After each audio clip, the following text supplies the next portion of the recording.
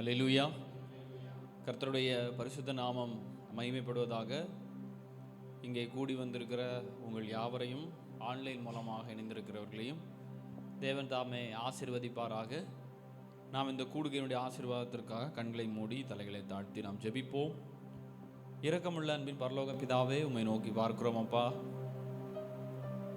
நீர் உம்முடைய ஜனத்தை ஆசீர்வதிக்கிற கர்த்தராக நீ காணப்படுகிறீர். இஸ்ரவேலை ஆசீர்வதிப்பதே எனக்கு பிரியம் என்று நீர் கூறியிருக்கிற தெய்வம். அப்பா, உம்முடைய ஜனம் எல்லா நிலைகளிலும் ஆண்டவரே ஆசீர்வாதமாக இந்த பூமியிலே விளங்குவதற்கு உம்முடைய ஆசீர்வாதம் எங்களுக்கு தேவைப்படுகிறதப்பா. அந்த நிலைகளிலே உம்முடைய ஜனத்தை நீர் ஒவ்வொரு நாளும் ஆசீர்வதிக்கிறவர். எங்களை நீர் கிறிஸ்துவிற்குள்ளாக உன்னதங்களில் உள்ள சகல ஆவிக்குரிய ஆசீர்வாதங்கள்னாலும் எங்களை ஆசீர்வதித்தும் வைத்திருக்கிறீர். அதற்காக நன்றி அப்பா. அந்த ஆசீர்வாதங்களை நாங்கள் உணர்ந்தவர்களாக உம்மை நாங்கள் பாடவும் துதிக்கவும் உம்முடைய சமூகத்திலே அழிகிற ஆத்துமாக்களுக்காக ஜெபிக்கவும் தொடர்ந்து உம்முடைய வார்த்தைகளை கேட்கவும் கர்த்தர் நீர் ஏற்படுத்தி கொடுத்திருக்கிற நல்ல சூழலுக்காக நன்றி செலுத்துகிறோம். எங்களை நீர் பார்க்கிறீர், எங்கள் நடுவில் நீர் இருக்கிறீர். உம்முடைய அதிசயமான கரம் எங்கள் நடுவிலே தொடர்ந்து கிரியை செய்யும்படியாக ஒப்புக் கொடுக்கிறோம். அப்பா, இங்கிருந்து செயல்படுகிற எங்கள் ஒவ்வொருவரையும் மறைத்து தேவநீர் பேசும். குறிப்பாக உம்முடைய வார்த்தையின் வாயிலாக எங்களுக்கென்று தர விரும்புகிற அந்த நன்மைகளை நாங்கள் உம்முடைய சமூகத்திலிருந்து பெற்றுக்கொள்ளுகிற வகையில் எங்களுடைய இருதயத்தை கர்த்தர்தாமே ஆயத்தப்படுத்துவீராக. உம்முடைய வார்த்தைகளை உட்கொள்ளுகிறதற்கு ஏற்ற வகையில் ஒரு நல்ல நிலத்திலே விழுந்த அந்த விதையைப் போல ஆண்டவர் 30, 60, 100 பலனை கொடுக்கத்தக்கதாக ஆண்டவர்களே எங்களுடைய இருதயமாகிய நிலம் பண்படுத்தப்பட்ட நிலையிலே தொடர்ந்து இருக்கும்படியாக நாங்கள் ஜெபிக்கிறோம்.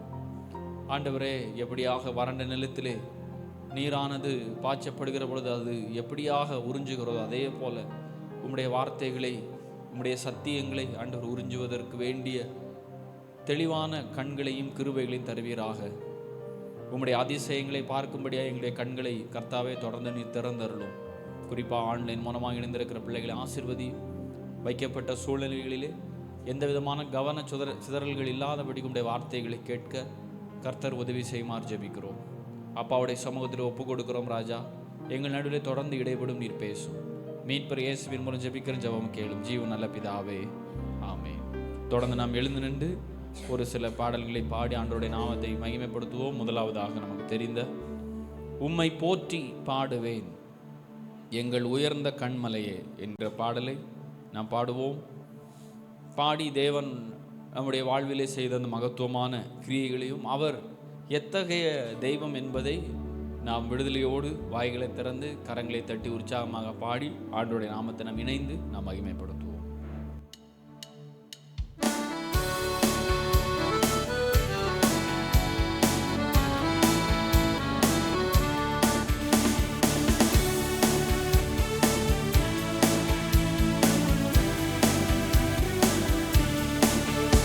உம்மை போற்றி பாடுவோம் எங்கள் உயர்ந்த கண்மலையே. உம்மை போற்றி பாடுவோம் எங்கள் உயர்ந்த கண்மலையே. பெரு வெள்ளம் மதிலை மோதி பெரும் காற்றும் அடிக்கையில், பெரு வெள்ளம் மதிலை மோதி பெரும் காற்றும் அடிக்கையில், எங்கள் புகழிடமே எங்கள் தஞ்சமே பெரும் கண்மலையின் நிழலே. எங்கள் புகழிடமே எங்கள் தஞ்சமே பெரும் கண்மலையின் நிழலே.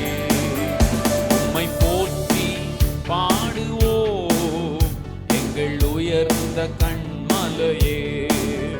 உம்மை போற்றி பாடுவோம் எங்கள் உயர்ந்த கண்மலையே. செங்கடலும் பிளந்து போகும் யுத்த சேனையும் அமிழ்ந்திடும். செங்கடலும் பிளந்து போகும் யுத்த சேனையும் அமிழ்ந்திடும். எங்கள் பராக்கிரமமே எங்கள் பலனும் நீரே, ஜெயமெடுப்போம் மலே. எங்கள் பராக்கிரமமே எங்கள் பலனும் நீரே, ஜெயமெடுப்போம் மலே.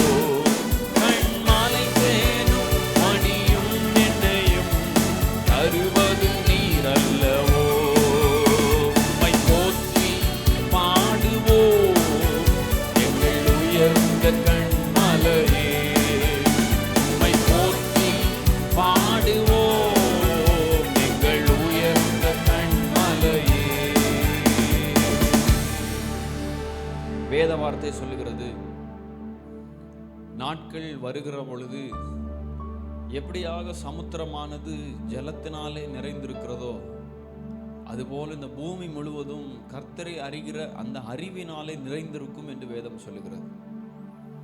அது மாத்திரமல்ல,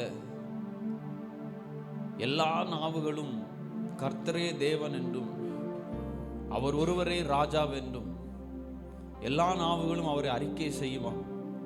முழங்கால் யாவும் அவருக்கு முன்பாக முடங்கும், நாவுகள் யாவும் அவரை அறிக்கை செய்யும் என்று அப்போஸ்தலனாகிய பவுல் பிலிப்பி சபைக்கு வரவிருக்கிற காலங்களை குறித்து சொல்லுகிற பொழுது எழுதுகிறார்.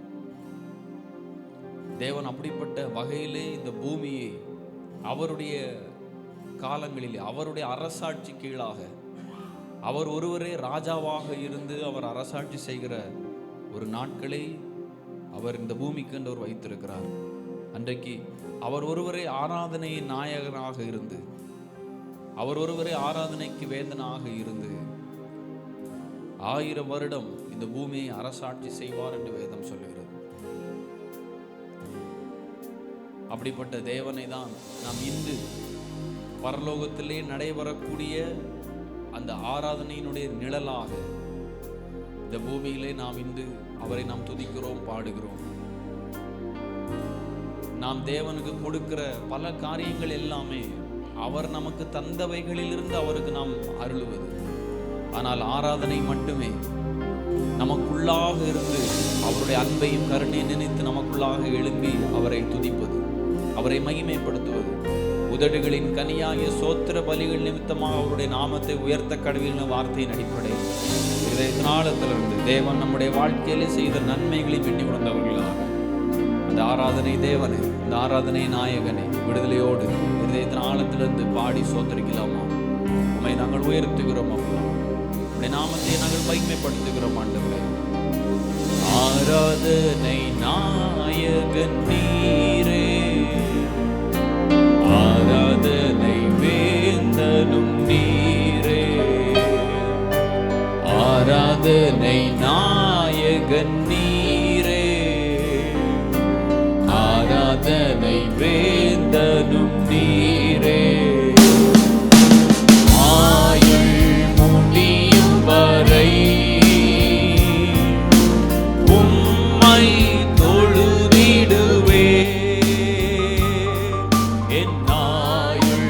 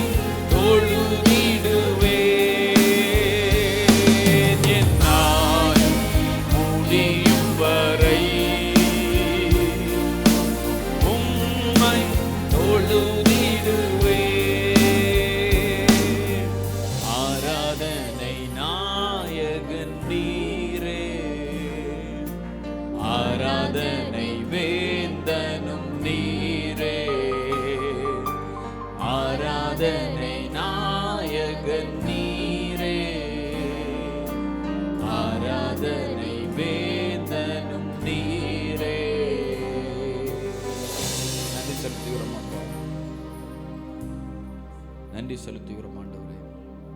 மாந்தர்கள் எல்லாரும் போற்றுகிற தெய்வம் நீர். மகிமை மாட்சிமை நிறைந்தவரப்பா. சகல விதமான துதிகன மகிமைக்கு பாத்திரராக இருக்கிறவர். அகிலத்தை ஆளுகிற ஏக சக்கராதிபதியாக இருக்கிறவர் அப்பா. ராஜாக்களை தள்ளி ராஜாக்களை ஏற்படுத்துகிறவர். காலங்களையும் சமயங்களையும் கரத்திலே வைத்திருக்கிறவர் ஆண்டவரே. உமக்கு தோற்றவும் இல்லை, உமக்கு முடியும் இல்லை.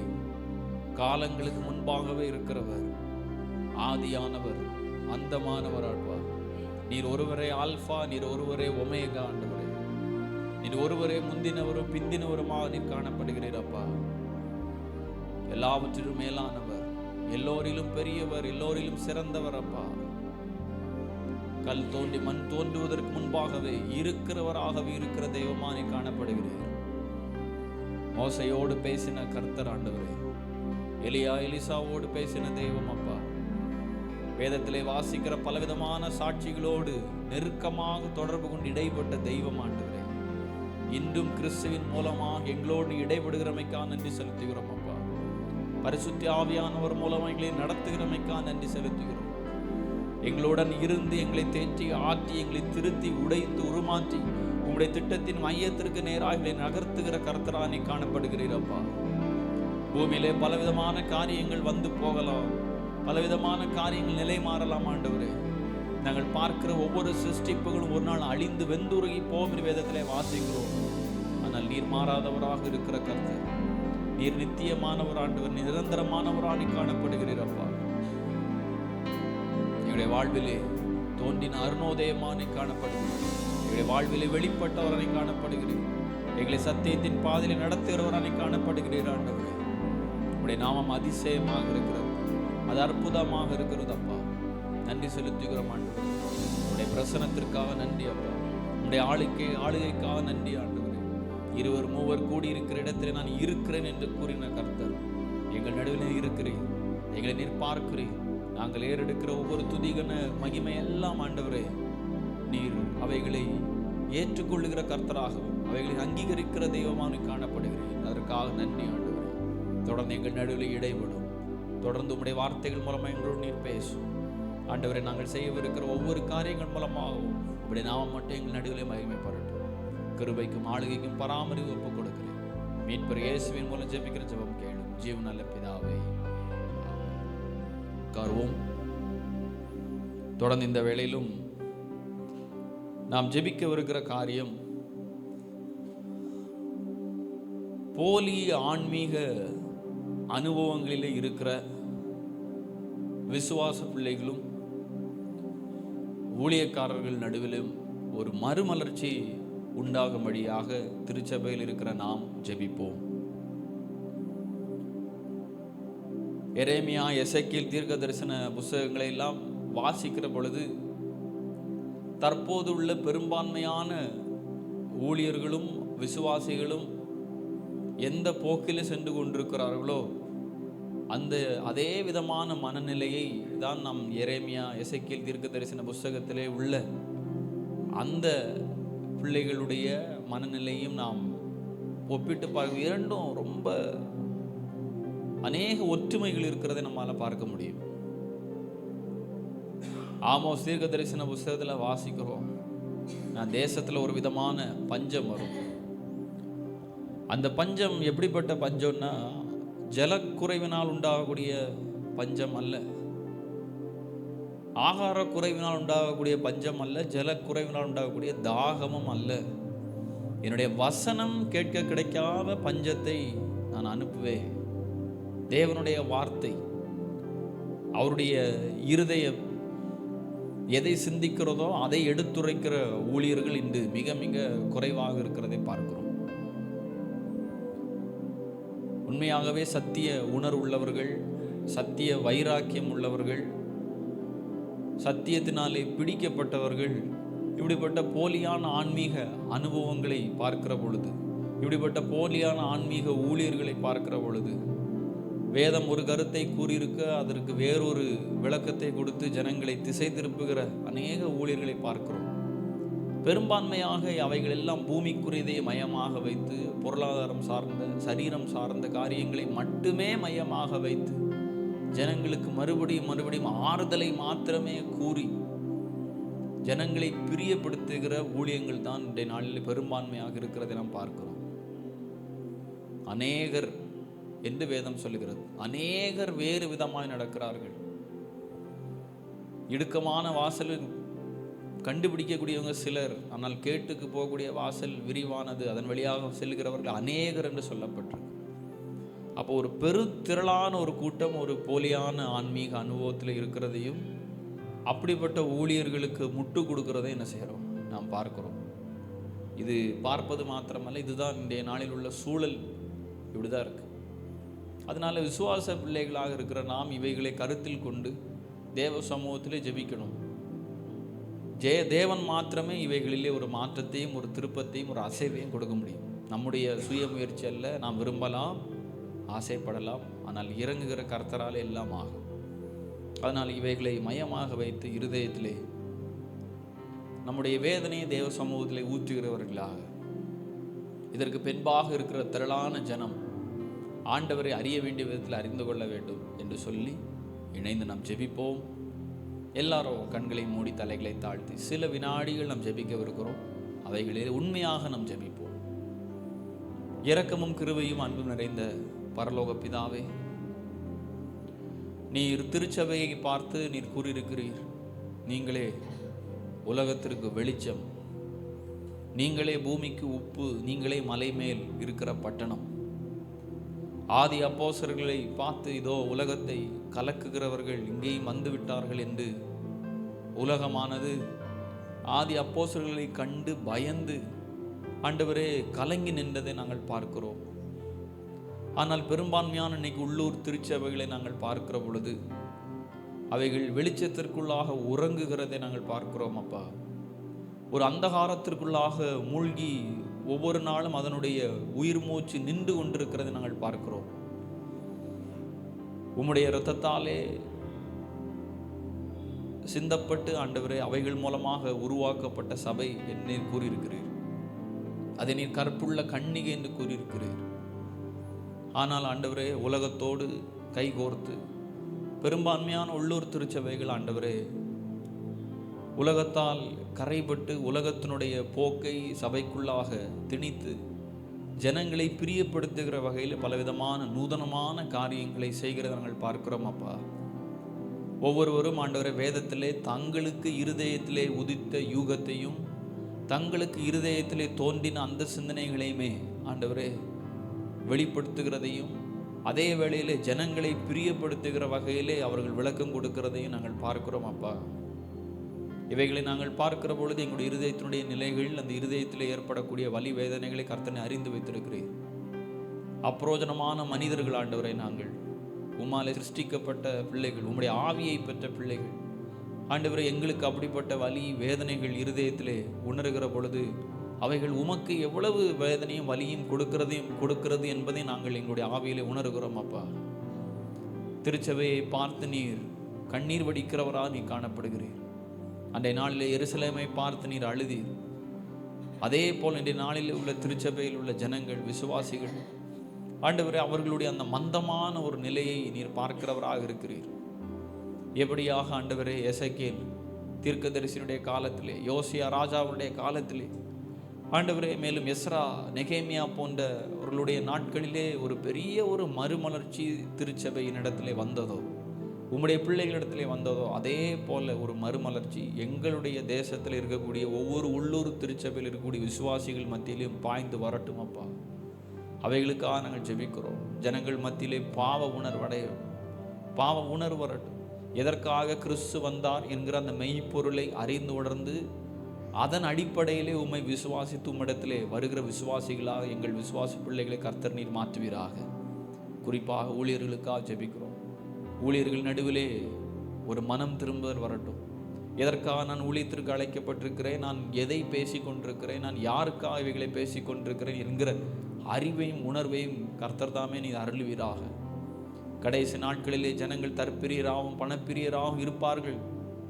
தேவனுடைய அந்த பலனை ருசி பார்த்து அவைகளை மறுதலிக்கிறவர்களாக இருப்பார்கள் என்று நாங்கள் வேதத்திலே வாசிக்கிறோம் அப்பா.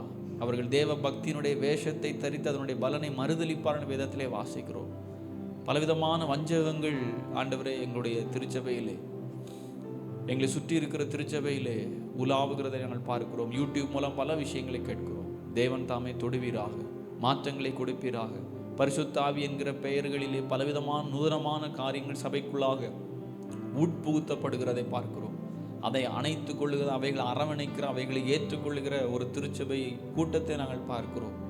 தேவன் தாமே மாற்றங்களை ஏற்படுத்தும், திருப்பங்களை ஏற்படுத்தும். என் நாமம் தரிக்கப்பட்டு என் ஜனம் தங்களை தாழ்த்தி முகத்தை தேடி தங்கள் பொல்லாத வழிகளை விட்டு திரும்புகிற பொழுது தெய்வம் நீர் அவர்களுடைய ஜெபத்தை கேட்டு தேசத்திற்கு சேமத்தை கொடுப்பேன் என்று கூறின கர்த்தர்.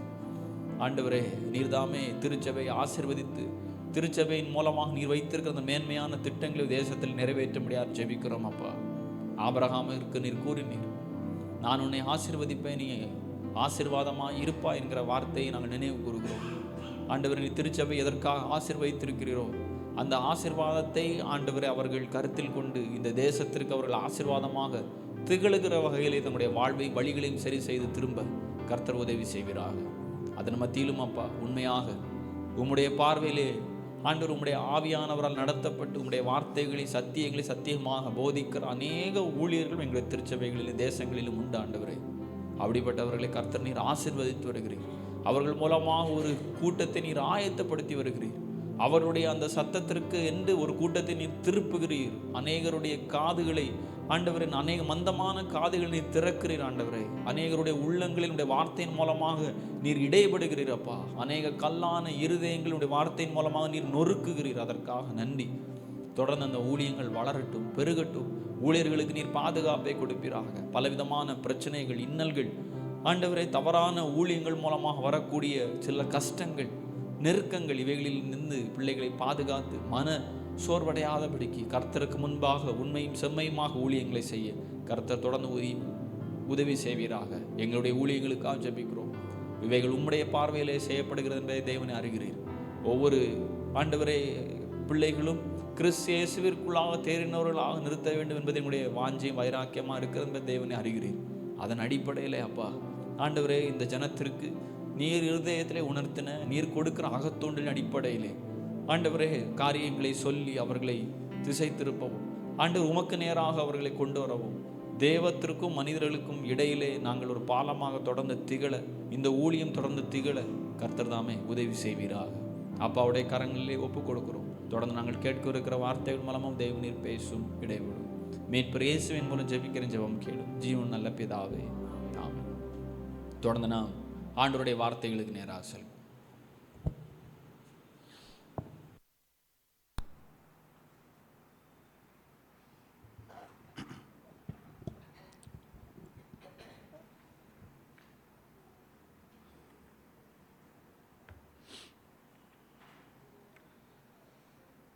கர்த்தர் ரட்சகருமாக இருக்கிற ஆண்டவராக இயேசு கிறிஸ்து நாமத்தினாலே உங்கள் எல்லோரையும் வாழ்த்துகிறேன். இந்த மாலை நேரத்தில் நாம் தெய்வ சமூகத்தில் கூடி வரும்படியாக கர்த்தர் தந்த நல்ல வாய்ப்புகளுக்காக ஆண்டவருக்கு நன்றி சொல்வோம். கர்த்தர் உங்கள் அனைவரோடும் கூட இருந்து உங்களை ஆசீர்வதிப்பாராக. தொடர்ந்து நாம் ஜெபித்து ஆண்டோட வார்த்தைக்கு நேராக செல்லலாம். அன்பு நிறைந்த எங்களால் ஆண்டவரே, இந்த நாளிலும் இந்த வார்த்தைகளை தியானிக்க இருக்கிறோம். பொல்லாத காலங்களில் நாங்கள் வாழ்கிறோம் அப்பா. இந்த காலங்களிலும் உம்முடைய வேதமே எங்களுக்கு வெளிச்சத்தை கொடுக்கிறது. அது எங்கள் கால்களுக்கு தீபமும் எங்கள் பாதைக்கு வெளிச்சமுமாக இருக்கிறது. அவைகள் நாங்கள் உற்று பார்த்து கருத்தாய் தியானித்து எங்கள் வாழ்வை எங்கள் வழிகளையும் அமைத்து கொள்ளத்தக்க நல்ல உணர்வு, நல்ல வெளிச்சங்களை ஆண்டவர் எனக்கு கொடுப்பீராக. எக்காலத்துக்கும் மாறாத உம்முடைய திவ்ய வசனம், சத்திய வார்த்தைகளை விசுவாசிக்கவும், அந்த விசுவாசத்தின் அடிப்படையில் எங்கள் வாழ்வையும் எங்கள் வழிகளை சரி செய்து கொண்டு அவைகளினால் வருகிற எல்லா ஆசீர்வாதங்களையும் அனுபவமாக்கி வெற்றியுள்ள ஒரு ஜீவியம் ஜீவிக்க எங்களோடு இருந்து எங்களை தொடர்ந்து ஆசீர்வதியும். ஆண்டவரன் எங்களோடு பேசும். இயேசு கிறிஸ்து நாமம் ஜெபி நல்ல பிதாவே, ஆமென். மீண்டுமாகவும் ஆண்டவராக இயேசு கிறிஸ்து நாமத்தினால உங்கள் எல்லோரையும் வாழ்த்துகிறேன். கர்த்தர் உங்களோடு இருந்து உங்களை தொடர்ந்து ஆசீர்வதிப்பாராக. ஒரு முறை ஒரு மீட்டிங்காக ஊழியக்காரங்களுடைய கூடுகைக்காக நாங்கள் டெல்லிக்கு செல்ல வேண்டியிருந்தது. அங்கே மீட்டிங் நடந்தது. அதில் ஒரு கூட்டத்தில் ஒரு வெளிநாட்டிலிருந்து ஒரு ஊழியர் வந்திருந்தார். அவர் யார் தலையிலெல்லாம் கை வைக்காங்களோ, கை வச்சு ஜெபம் பண்ணக்கூடியவங்கெல்லாம் சிரிப்பாங்க. சிரிக்காத ஆட்கள்லாம் என்ன செய்வாங்க? சிரிப்பாங்க. சில பேர் இந்த காமெடி படம்லாம் பார்த்தா கூட சிரிக்க மாட்டாங்க, லைட்டாக சிரிப்பாங்க. ஆனால் அவங்க தலையில் கை வச்சு ஜெபம் பண்ண என்ன தெரியுமா செய்வாங்க? சிரிச்சுக்கிட்டே இருப்பாங்க.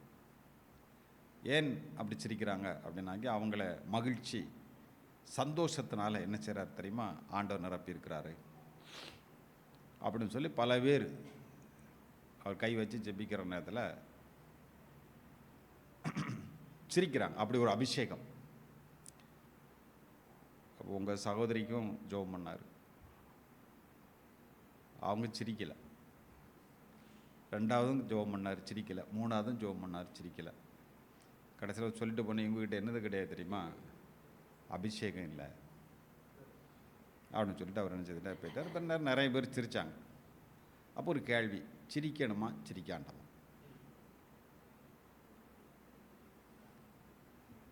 சிரிக்கணுமா சிரிக்காண்டாமா? ஒருத்தர் வந்து கேட்டார். கோட்டு போட்டிருந்தார், கோட்டை கிளத்தி இப்படி வீசினார். இங்கே ஒரு 20 பேர், இந்த சைடு வீசினார், ஒரு 50 பேர் விழுந்தார். நிறைய பேர் கீழே விழுந்தாங்க. ஆனால் நான் இருந்தேன், நான் கீழே விழலை. கீழே விழணுமா விழாண்டாமா? சரி, கீழே விழுந்தா என்ன, கீழே விழாட்டா என்ன? ஊழியக்காரங்க கூட்டம் நம்ம கன்னியாகுமரி மாவட்டத்தில் தான் ஒரு பிரபலியமான ஊழியர். அவர் வந்து ஜெபம் பண்ணி தலையில் கேட்கும்போது நிறைய ஊழியக்காரங்களும் புத்துன்னு கீழே விழுந்தாங்க. அதில் ஒருத்தர் புதுசாக கீழே விழுந்தவர். அவர் எழும்பி எல்லாரையும் பார்த்து கேட்ட கேள்வி, எல்லாருக்கிட்டையும் வருவார், என்ன நீங்கள் விழுந்தீங்களா? பாச நீங்கள் கீழே விழுந்தீங்களா? நீங்கள் கீழே விழுந்தீங்களா? எல்லாருக்கிட்டையும் போய் கேட்பார். அப்போ ஒரு ஊழியக்கார்ட்ட போய் கேட்டேன், ஆனால் நீங்கள் விழுந்தீங்களா பிரதர், நீங்கள் கீழே விழுந்தீங்களா? அவர் கேட்ட கேள்வி, கீழே விழுந்தா என்ன, கீழே விளையாட்டா என்ன? அப்படி கீழே விழுந்தா என்ன, விளையாட்டா என்ன, எதுக்காக அப்படி கேட்குறீங்க அப்படின்னு கேட்டால் அதுக்கு பதில் கிடையாது. ஏன்னா அவர் கீழே விழுந்ததுனால எல்லாரும் என்ன தெரியுமா செய்யணும்? கீழே விழணும். இப்போ கீழே விழணுமா விழாண்டாமா நீங்கள் தான் சொல்லணும். சில இடங்களில் பார்த்தா கீழே விழறதுக்கு பின்னால் 2 ஊழியக்காரங்களை வச்சுருப்பாங்க கரெக்டாக. ஆமாம், சில பேர் தள்ளி விடுதாங்களாம் நெத்தியை பிடிச்சி. அப்போ சில பேர் முன்னால் விழுந்தா பாதுகாப்பாக இருக்கும், பின்னால் விழும்போது பாதுகாப்பு கிடையாதுல்ல. அதனால் பின்னால் என்ன செய்வாங்கன்னாக்கி, நாங்கள் ஸ்டெடியாக இருக்கோம் அப்படிங்கிறதுக்காக இந்த கிரிக்கெட் விளையாட்டுலாம் பார்த்துருக்கீங்களா? அதில் இந்த பேட்ஸ்மேன் இருப்பார், அவருக்கு நேரம் பின்னால் ஒரு விக்கெட் கீப்பர் இருப்பார், அந்த பால் வரும்போது பிடிக்கிறது. அதே போல் கீழே விழக்கூடியவங்களுக்கு நாங்கள் பின்னால் இருக்கோம் அப்படிங்கிறது மாதிரி அவங்களுக்கு தெரியாமல் இருந்தாலும் முதுகு லேசாக ஒரு தட்டி கொடுப்பாங்க. அப்படின்னா நீ தாராளமாக தைரியமாக நீ என்ன செய்யலாம், பின்னால் அப்படியே மரம் சாயது மாதிரி நீ என்ன செய்யலாம், சாயலாம், பின்னால் நாங்கள் இருக்கோம் பிடிக்கிறதுக்கு. அப்போ இது விழணுமா என்ன செய்யாண்டாம், விழாண்டாமா? அநேக ஆண்டுகளுக்கு முன்பாக ஒரு கத்தோலிக்க கிறிஸ்தவர், அவருக்கு பல முறை வெளிநாடுக்கு ட்ரை பண்ணி ஒன்றுமே கிடைக்கல. உடனே அவங்களுக்கு வெளிநாடு போக முடியுமா போக முடியாதா அப்படின்னு சொல்லி தமிழகத்தில் மிக பிரபலியமான தீர்க்கதரிசிகள், மிக பிரபலியமான தீர்க்கதரிசிகள்கிட்ட போய் என்ன தெரியுமா செய்தாங்க, கேட்டாங்க. அவர் ப்ரேயர் பண்ணிவிட்டு, உங்கள் மகன் விமானத்தில் இருக்கிறதை நான் பார்க்கிறேன் அப்படின்னு அவர் சொல்லி தீர்க்கதரிசனம் சொல்லி, அவங்க ஃபாதர்கிட்ட அந்த ஆன்மீகத்தை போதிக்கிட்டு ஃபாதர்கிட்டலாம் போய் அதெல்லாம் கேட்கல. ஏன்னா அவங்களுக்கே தெரியும் இவங்கெல்லாம் நமக்கு தப்பாக சொல்லிடுவாங்க, இவங்களுக்கெல்லாம் இந்த வல்லமை இந்த வரம்லாம் எங்களுக்கு கிடையாது. அதுக்கு எங்கே போகணுன்னாக்கி தங்களை தீர்க்கதரிசிகளாக தமிழகத்தில் அடையாளப்படுத்தி கொண்டு இருக்கக்கூடிய தீர்க்கதரிசிகள்கிட்ட போனால் இதுக்குள்ளே விளக்கம் கிடச்சிரும் மந்திரவாதிகள்கிட்ட போனாலும் விளக்கம் கிடைக்கும். நிறைய கிறிஸ்தவம் மந்திரவாதிகள்கிட்ட போகிறாங்க, அது எனக்கும் தெரியும். பேய் பிடிக்கு பாஸ்டர்மார்கிட்ட போனால் விடுதலை கிடைக்கலன்னா அடுத்த நேரம் மந்திரவாதிகிட்ட தான் நினச்சிடறாங்க போகிறாங்க. ஏன்னா பாஸ்டர்மார்கிட்ட இருக்கக்கூடிய வல்லமைகளை விடவும் மந்திரவாதிகிட்ட இருக்கக்கூடிய வல்லமை என்னது, அதிபயங்கரமான வல்லமை இருக்குது அப்படின்னு கிறிஸ்தவங்க போகிறாங்க. அப்போ தீர்க்கதரிசி சொல்லிட்டார், உங்கள் மகன் வந்து விமானத்தில் போகிறத நான் என்ன செய்கிறேன் பார்க்குறேன் அப்படின்னு சொன்ன உடனே ரொம்ப சந்தோஷம். பணம் கொடுக்கலாமா கொடுக்காண்டாமா அப்படின்னு. தாராளமாக கொடுங்க, அவர் விமானத்தில் இருக்கிறத நான் பார்த்துட்டேன்னு சொல்லி உடனே ரொம்ப சந்தோஷமாக வந்து பணம் கொடுத்தாங்க. ஒரு 3 லட்ச ரூபா கொடுத்துட்டு வெயிட் பண்ணிகிட்டு இருக்காங்க. தற்சமயம் வர வெயிட் பண்ணிக்கிட்டு தான் இருக்காங்கன்னு நினைக்கிறேன். பணமும் போச்சு, எல்லாமும் போச்சு. ஏனென்றால் அவர்களிடத்தில் ஒரு வல்லமை இருக்கிறது, அவங்களுக்குள்ளாக இருந்து வரங்கள் செயல்படுகிறது அப்படின்னு நம்பி அவங்ககிட்ட போய் என்ன தெரியுமா செய்கிறாங்க, இவங்களுடைய வாழ்வை குறித்தோ மனம் திரும்புதலை குறித்தோ ஆண்டவராக இயேசு கிறிஸ்து விசுவாசிப்பதன் மூலமாக வரக்கூடிய அந்த ரட்சிப்பை குறித்த கவலை கிடையாது. எங்களுக்கு இந்த பிரச்சனை என்ன செய்யணும், மாறணும். அது அவர்கிட்ட வல்லமை இருக்குது, அவர் என்ன சொல்லுதார், அந்த வல்லமை என்ன வெளிப்படுத்துது எங்களுக்கு அப்படின்னு சொல்லி கேட்க போய் இப்போ வந்து அவங்களுக்கு எந்த ஊழியக்காரங்க மேலே நம்பிக்கை கிடையாது. எந்த ஊழியக்காரங்களையும் திட்டுறது தான் அவங்களுடைய வேலை. ஏன்னா பணமும் போச்சு, எல்லாமே இழந்தாச்சா. இன்னும் சில பேர் சொல்கிறாங்க, ஆவி பொழியிறத மாதிரி இன்றைக்கி தங்கம் இருக்குல்ல, கோல்டு, அதோடைய துகள்கள்லாம் வந்து என்ன செய்தான் மழை மாதிரி இந்த நமக்கு இந்த பனியெல்லாம் உழுது பார்த்திங்களா, சிம்லா இந்த டார்ஜிலிங் எங்கெல்லாம் பார்த்தா இந்த பனிப்பொழிவு, அதே மாதிரி இப்போ தங்கத்துகள்கள்லாம் உழுதான். அது எப்படி? சின்ன பிள்ளைகளுக்கு ஒரு குறிப்பிட்ட வயசில் பல்லு முளைக்கும். அந்த பல்லு முளைச்சி வரதே பெரிய பாடாக இருக்குது. இன்றைக்கி ஒரு குழந்தைய கூட்டிகிட்டு வந்தாங்க, அதுக்கு பல்லு முளைச்சிருக்கு, இன்னும் அந்த ஈனியை விட்டு வெளியே வரல, அதுக்கு டைஜஷன் ப்ராப்ளம். டாக்டர் சொல்லுங்கள், நல்லா சவிச்சு சாப்பிட்றது மாதிரி என்ன செய்யுங்க, சாப்பிட சொல்லுங்கள், குழந்தைக்கு அப்படி கொடுங்க, அது மென்று சாப்பிடணும், அது கிளியர் ஆகும். அதுக்கு நீங்கள் ப்ராக்டிஸ் பண்ணுங்கள் பிள்ளைகளுக்கு. இப்போ கிழவிகளுக்கு தங்கப்பல்லு வருது. தங்கப்பல்லு கெட்டது வேற. இந்த கிழவிகளுக்கு வரக்கூடிய தங்கப்பல்லு, கிழவர்களுக்கு வரக்கூடிய தங்கப்பல்லாம் எங்கேருந்து வருது தெரியும்னாக்கி தேவன் கொடுக்குறாரு. அது எங்கே இருக்கும்போது, பாத்ரூமில் இருக்கும்போது தங்கப்பல்லு வருது. ராத்திரி படுத்துட்டு எழும்பும்போது என்ன செய்யுது, தங்கப்பல்லு வருது. அது சொல்லும்போது நம்ம கிறிஸ்தவ மக்கள்லாம் பரவசத்தில் கை தட்டுறாங்க. இப்போ தங்கப்பல்லு வந்து யாருக்கு என்ன பிரயோஜனம்? நல்ல பல்லே நிறைய பேர் போயிட்டுருக்கு. இயேசு பேரை சொல்லதுனால பல்லு போனவங்க நிறைய பேர் இருக்காங்க, அடித்து துன்புறுத்தி. இப்போ வந்து என்ன செய்யுதுனாக்கி தங்கப்பல்லு கிடச்சிருக்கு. எதுக்காக இதெல்லாம் நான் சொல்லுகிறேன் என்றால், இன்றைக்கி சர்வ சாதாரணமாக இப்படிப்பட்ட போதனைகள் எல்லாமே வேகமாக பரவி வருகிறது. பரலோகத்துக்கு போனேன், பாயசம் குடித்தேன்லாம் சொல்லுதாங்க. அதெல்லாம் நம்ம என்ன தெரியுமா செய்கிறோம், கேட்டுக்கிட்டு இருக்காங்க. ஏனென்றால் கேட்டுக்கொண்டிருக்கிறவர்கள் ஒரு பாரம்பரிய கிறிஸ்தவர்களாக இருப்பார்கள். பாரம்பரிய கிறிஸ்தவர்கள் அவங்க சிஎஸ்ஐயில் தான் இருக்காங்க, அவங்க கத்தோலிக்கத்தில் தான் இருக்காங்க. கிறிஸ்தவத்தில் பல டினாமினேஷன் இருக்குல்ல, சல்வேஷன் ஆர்மியில் தான் என்ன செய்கிறாங்க, இருக்கிறாங்க. லுத்தரன் தான் இருக்காங்க. என் பெந்தகோஸ்காரங்கிட்ட பாரம்பரியம் கிடையாதா? நான் சொல்லுகிறேன், வேதம் சார்ந்த நல்ல பாரம்பரியங்களை கைக்கொள்ளுவது நல்லது. ஆனால் அது தேவ வசனத்தையும் தேவனுடைய வார்த்தையும் சார்ந்திருக்க வேண்டும். அது கிறிஸ்துவை பின்பற்றுவதற்கு இந்த பாரம்பரியங்கள் தடையாக இருக்குமானால் அதை தூக்கி வெளியே வைக்கணும். அதை தூக்கி என்ன செய்யணும், வெளியே வைக்கணும். அப்போ இப்படிப்பட்ட நிறைய கேள்விக்குறியான நிறைய விஷயங்கள் இருக்கிறது. ஆனால் எந்த விதமான கேள்வியும் கேட்காதபடிக்கு நாங்கள் கிறிஸ்தவர்களாக இருந்து அவைகள் எல்லாத்தையும் நம்பி ஒரு திரளான கூட்டம் போயிட்டுருக்கிறாங்க. ஏன்னா அவர்கள் வேதக்காரர்கள் என்று சொன்னாலும் வேதத்துக்கு அவங்களுக்கு எந்த சம்மந்தமும் கிடையாது. அவங்க வேதத்தை வாசிக்கிறதும் கிடையாது. வேணா அந்த வாக்கு தத்துவம், சோத்திர பலிகள் 1000 இதே மாதிரிப்பட்ட சில புஸ்தகங்களை வாங்கி வச்சு அதை படிப்பாங்களா இருக்கும். நல்ல ஜெபம் பண்ணுவாங்க, பாட்டெல்லாம் பாடுவாங்க. ஆனால் வேத சத்தியம் சார்ந்த உண்மைகள் அவங்களுக்கு என்ன செய்ய தெரியாதனால எதை என்ன செய்வாங்க நம்புவாங்க. அது அவங்களுக்கு பிடித்தமாக இருக்குது, அவங்களுக்கு இஷ்டமாக இருக்குது, அது அவங்களுக்கு பிரியமாக இருக்குது. ஆனால் வேதம் என்ன சொல்லுகிறது? இந்த தேவனுடைய ராஜ்யத்தினுடைய சுவிசேஷம் உலகமெங்கிலும் எல்லா மனிதர்களுக்கும் பிரசங்கிக்கப்படுகிறது. அது சந்தோஷமான காரியம். இந்த ராஜ்யத்தின் சுவிசேஷம் சகல ஜனங்களுக்கு முந்தி பிரசங்கிக்கப்பட வேண்டும் என்று இயேசு சொன்னார். அப்போ இந்த சுவிசேஷம் இந்த உலகம் முழுவதும் இயேசுவை குறித்து சொல்லப்பட வேண்டும். ஆண்டவராகிய இயேசு கிறிஸ்து மட்டுமே ஆண்டவரும் இரட்சகருமாக இருக்கிறார் என்கிற அந்த உண்மையை, அந்த சத்தியத்தை உலகத்தில் இருக்கக்கூடிய எல்லா மனிதர்களும் அறிய வேண்டும் என்பது தேவனுடைய சித்தமாக காணப்படுகிறது. ஆண்டவர் விரும்புகிறார்.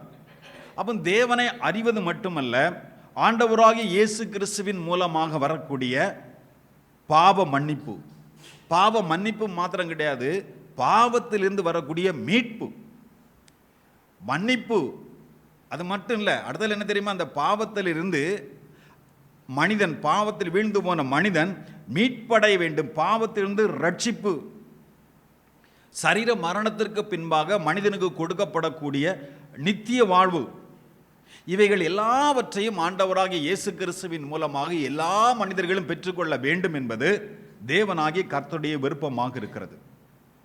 அதனால்தான் யோவான் 3ஆம் அதிகாரம் 17வது வசனத்தை வாசிக்கும் போது கவனியுங்கள். அங்கே இப்படியாக சொல்லப்பட்டிருக்கிறது. யோவான் 3:17, உலகத்தை ஆக்கினைக்குள்ளாக தீர்க்கும்படி தேவன் தம்முடைய குமாரனை உலகத்தில் அனுப்பாமல், இந்த உலகத்தை அழிப்பதற்காக ஆண்டவராகிய இயேசு கிறிஸ்துவை அனுப்பாமல் அவராலே உலகம் ரட்சிக்கப்படுவதற்காகவே அவரை அனுப்பினார். அவரால் இந்த பாவத்தில் வீழ்ந்து போன இந்த உலகம் என்று சொல்லுகிறது மனுக்குலம் மீட்படையும்படியாக பிதாவாகிய தேவன் குமாரனை அனுப்பினார். 16 வாசிக்கலாம். 16 என்ன சொல்லப்பட்டிருக்கிறது? தேவன் தம்முடைய ஒரே பேரான குமாரனை விசுவாசிக்கிறவன் எவனோ அவன் கெட்டு போகாமல், அவரை அனுப்பினார். அவரை விசுவாசிக்கிறவன் எவனோ அவன் என்ன செய்ய மாட்டான்? கெட்டு போகாமல் நித்திய ஜீவனை அடையும்படி, அந்த நித்திய வாழ்வை, பாவத்திலிருந்து மீட்படைந்து இயேசுவே ஆண்டவர் இரட்சகரமாக இருக்கிறார் என்று விசுவாசித்து, அந்த விசுவாசத்தின் மூலமாக வரக்கூடிய அந்த பாவ மன்னிப்பு, அந்த ரட்சிப்பு எல்லாவற்றுக்கும் அந்த நித்திய வாழ்வை, நித்திய ஜீவனை அடையும்படிக்கு அவரை தந்தருளி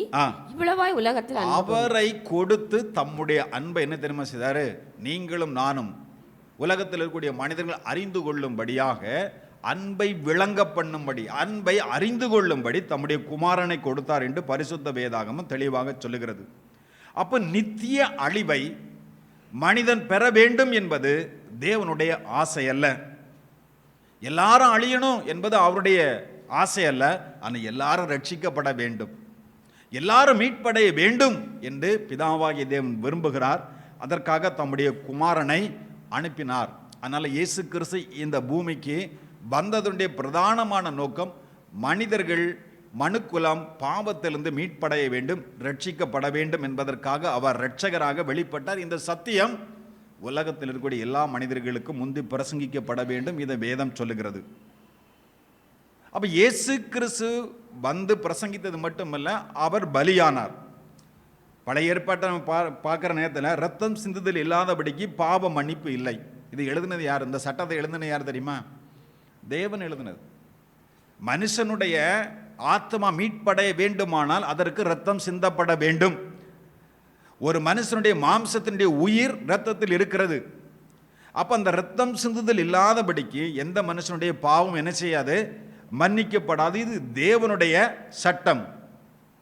அந்த சட்டத்தை கொடுத்ததே நாம் ஆராதிக்கிற ஆண்டவர் தான், தேவன் தான் அதை கொடுத்தார். இதை எந்த மனுஷனும் மாற்ற முடியாது. பழைய ஏற்பாட்டில் சொல்லப்பட்டிருக்கக்கூடிய பலிகள், பழைய ஏற்பாட்டில் அநேக பலிகள் சொல்லப்பட்டிருக்கிறது. இந்த பலிகள், இந்த பழைய ஏற்பாட்டு பலிகள் எல்லாமே இயேசுவினுடைய சிலுவை மரணத்தினுடைய நிழலாக, எந்த இடத்துல இந்த பலிகள் வருகிறதோ பழைய ஏற்பாட்டில் இயேசு கிறிஸ்துவினுடைய சிலுவை மரணத்தினுடைய ஒரு நிழலாக இந்த பலி என்ன செய்கிறதுனா சொல்லப்படுகிறது. இந்த பலிகள் ஒவ்வொன்றும் இயேசு கிறிஸ்துவின் சிலுவை மரணத்தை காட்டுகிறது.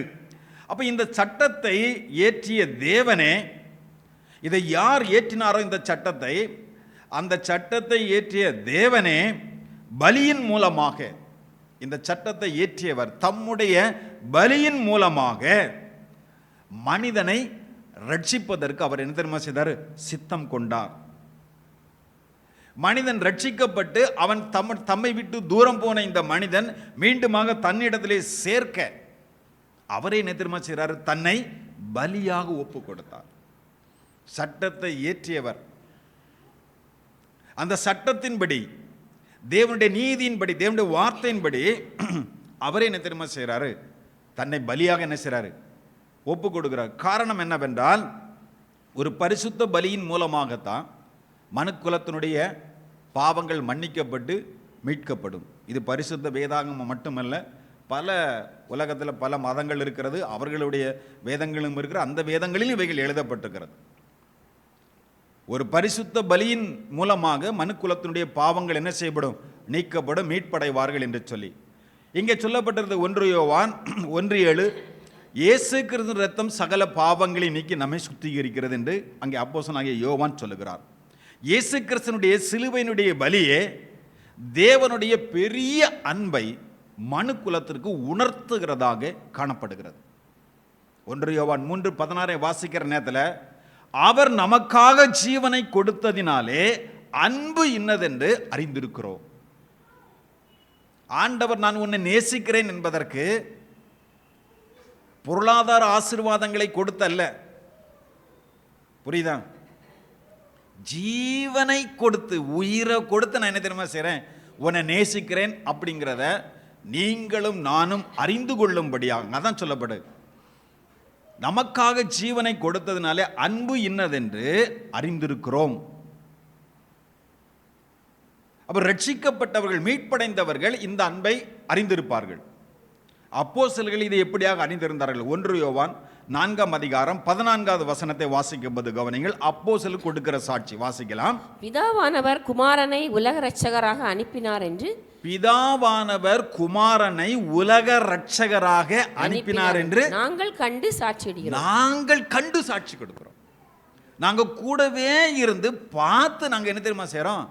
யாரோ சொன்னதாக அல்ல, கூடவே அப்போஸ்தலர் சொல்றாங்க, அவரை இரட்சகராக பிதாவாகிய தேவன் அனுப்பினார், அதை கண்டு நாங்கள் சாட்சி கொடுக்கிறோம். உலக இரட்சகர் ஏதோ ஒரு மதத்திற்கு, ஒரு பிரிவிற்கு, ஒரு ஜாதிக்கு என்று அல்ல, ஒரு தேசத்திற்கு என்று அல்ல, பூமியில் உள்ள சகல மனிதனும் மீட்படைய வேண்டும், ரட்சிக்கப்பட வேண்டும் என்பது அதற்காகத்தான் இயேசு கொடுக்கப்பட்ட அதே அப்போஸ்தலர்கள் உலக இரட்சகராக பிதாவாகிய தேவன் கொடுத்தார் என்று அவங்க சாட்சி கொடுக்கிறாங்க. 19 சொல்லப்பட்டிருக்கு. 1 யோவான் 4:19, அவர் முந்தி நம்மிடத்தில் அன்பு கூர்ந்தார். நாம் அவரிடத்தில் அன்பு கூர்ந்தோமா? அவர் நம்மிடத்தில் அன்பு கூர்ந்தாரா? அவர் நம்மிடத்தில் அன்பு கூர்ந்தார். அவர் முந்தி நம்மிடத்திலே அன்பு கூர்ந்தார். அப்ப இந்த நற்செய்தியை உலக மக்கள் அறிந்து கொள்ளவே சுவிசேஷம் அறிவிக்கப்படுகிறது. உலகம் முழுவதும் இந்த செய்தியை அறிந்து கொள்ள வேண்டும். இந்த செய்தியை நம்ம நினைச்சணும், உலகம் முழுவதும் அறிவிக்க வேண்டும். அதான் சுவிசேஷம் அறிவிக்கப்படுகிறது. அப்ப இதை உறுதிப்படுத்த இயேசுவே உலக இரட்சகர், இயேசுவே மனிதனை பாவத்திலிருந்து மீட்டெடுக்கக்கூடிய பரிசுத்தம் உள்ளவர். நம்மை பரிசுத்தமாக பாவத்திலிருந்து மீட்டெடுத்து நம்மை பரிசுத்தமாக வாழ வைக்கக்கூடிய தெய்வம் ஆண்டவராகிய இயேசு கிறிஸ்து என்பதை உறுதிப்படுத்துவதற்காகத்தான் அவர் இரட்சகர், அவர் ஆண்டவர், அவர் மீட்பர்.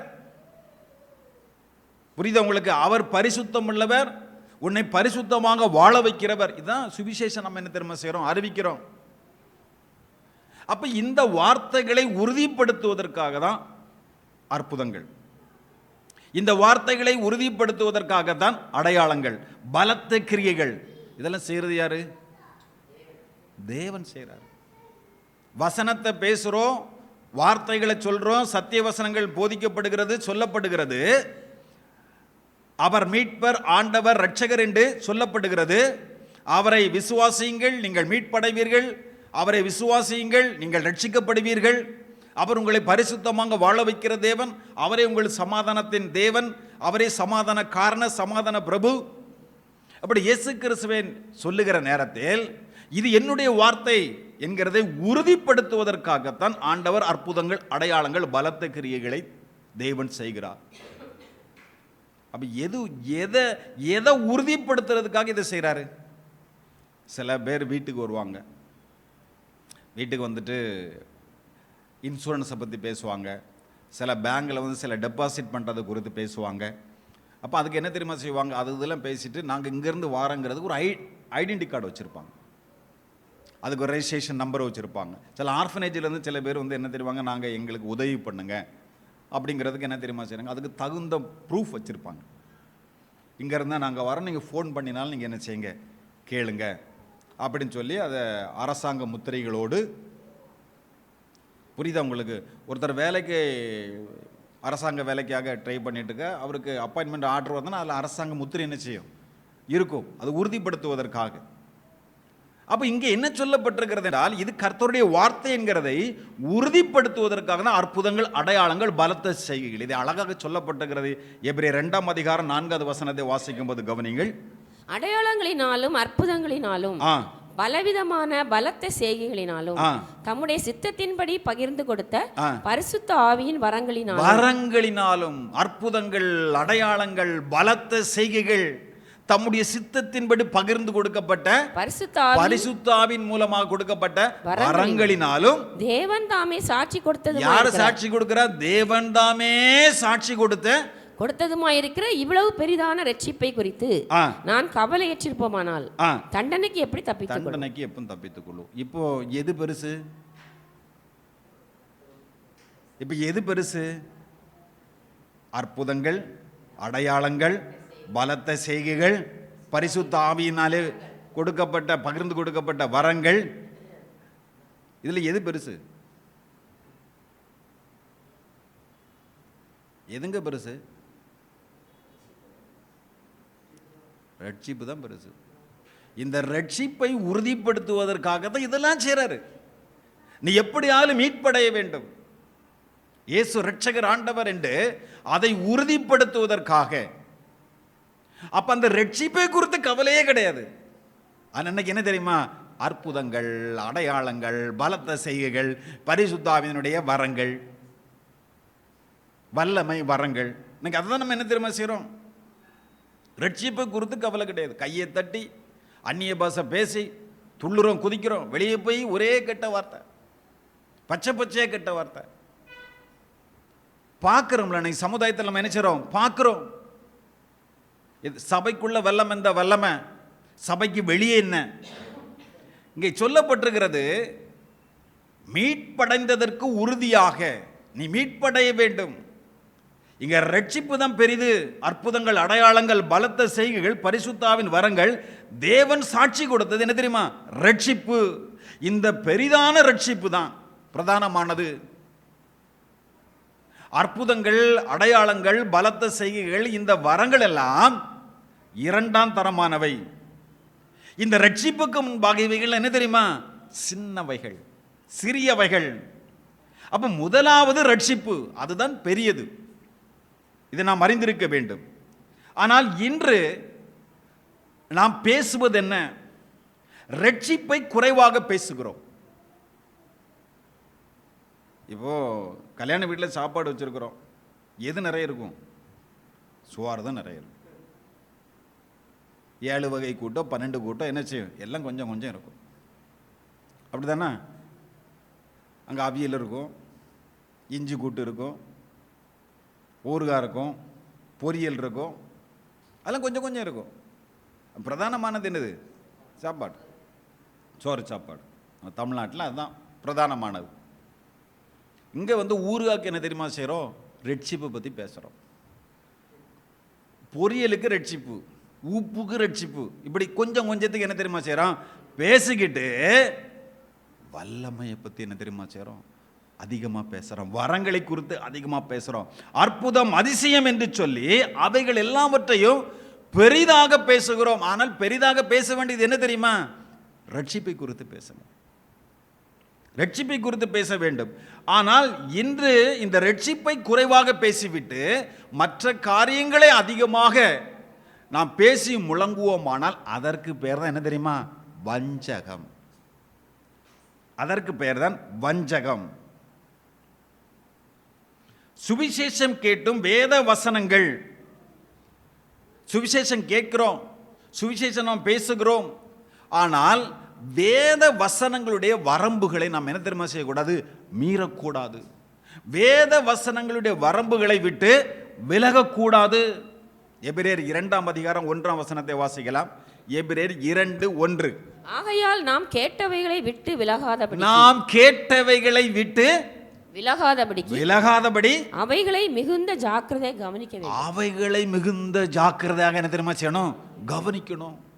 வேத வசனங்களை விட்டு நீங்கள் விலகி விடாதிருங்கள். அதான் சொல்லப்பட்டிருக்கிறது. சுவிசேஷம் கேட்டும் வேத வசனங்கள், வேத வரம்புகளை விட்டு விலகக்கூடாது. நீ எப்படி தெரியுமா இருக்கணும்?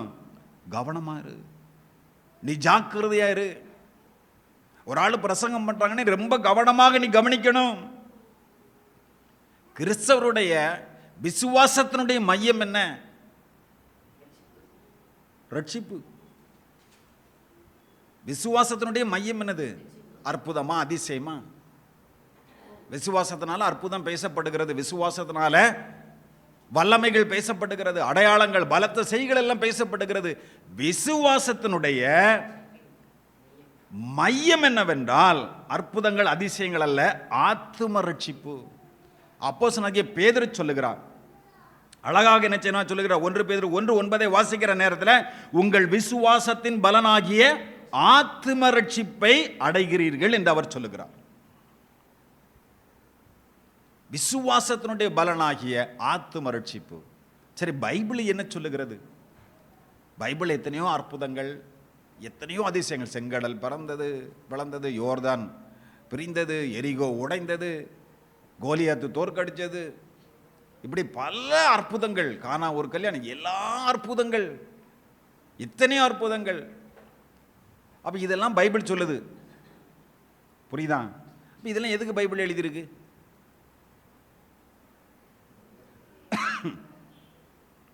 வாசிப்போமா? யோவான் 20ஆம் அதிகாரம் 30-31 வாசிக்கலாம். இந்த புஸ்தகத்தில் எழுதியிராத வேறு அநேக அற்புதங்களையும் இயேசு தமது சீஷருக்கு முன்பாக செய்தார். 4 சுவிசேஷ புஸ்தகத்தில் இல்லாத நிறைய அற்புதத்தையும் இயேசு என்ன தெரியுமா செய்தாரு? நிறைய செய்தார். அவங்க பார்த்துருக்காங்க, அதை சொல்லலை, செய்தார்.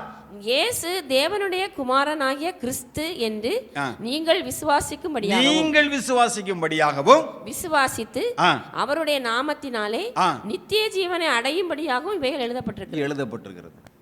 அற்புதங்கள், அதிசயங்கள் எல்லாம் இருக்கட்டுங்க.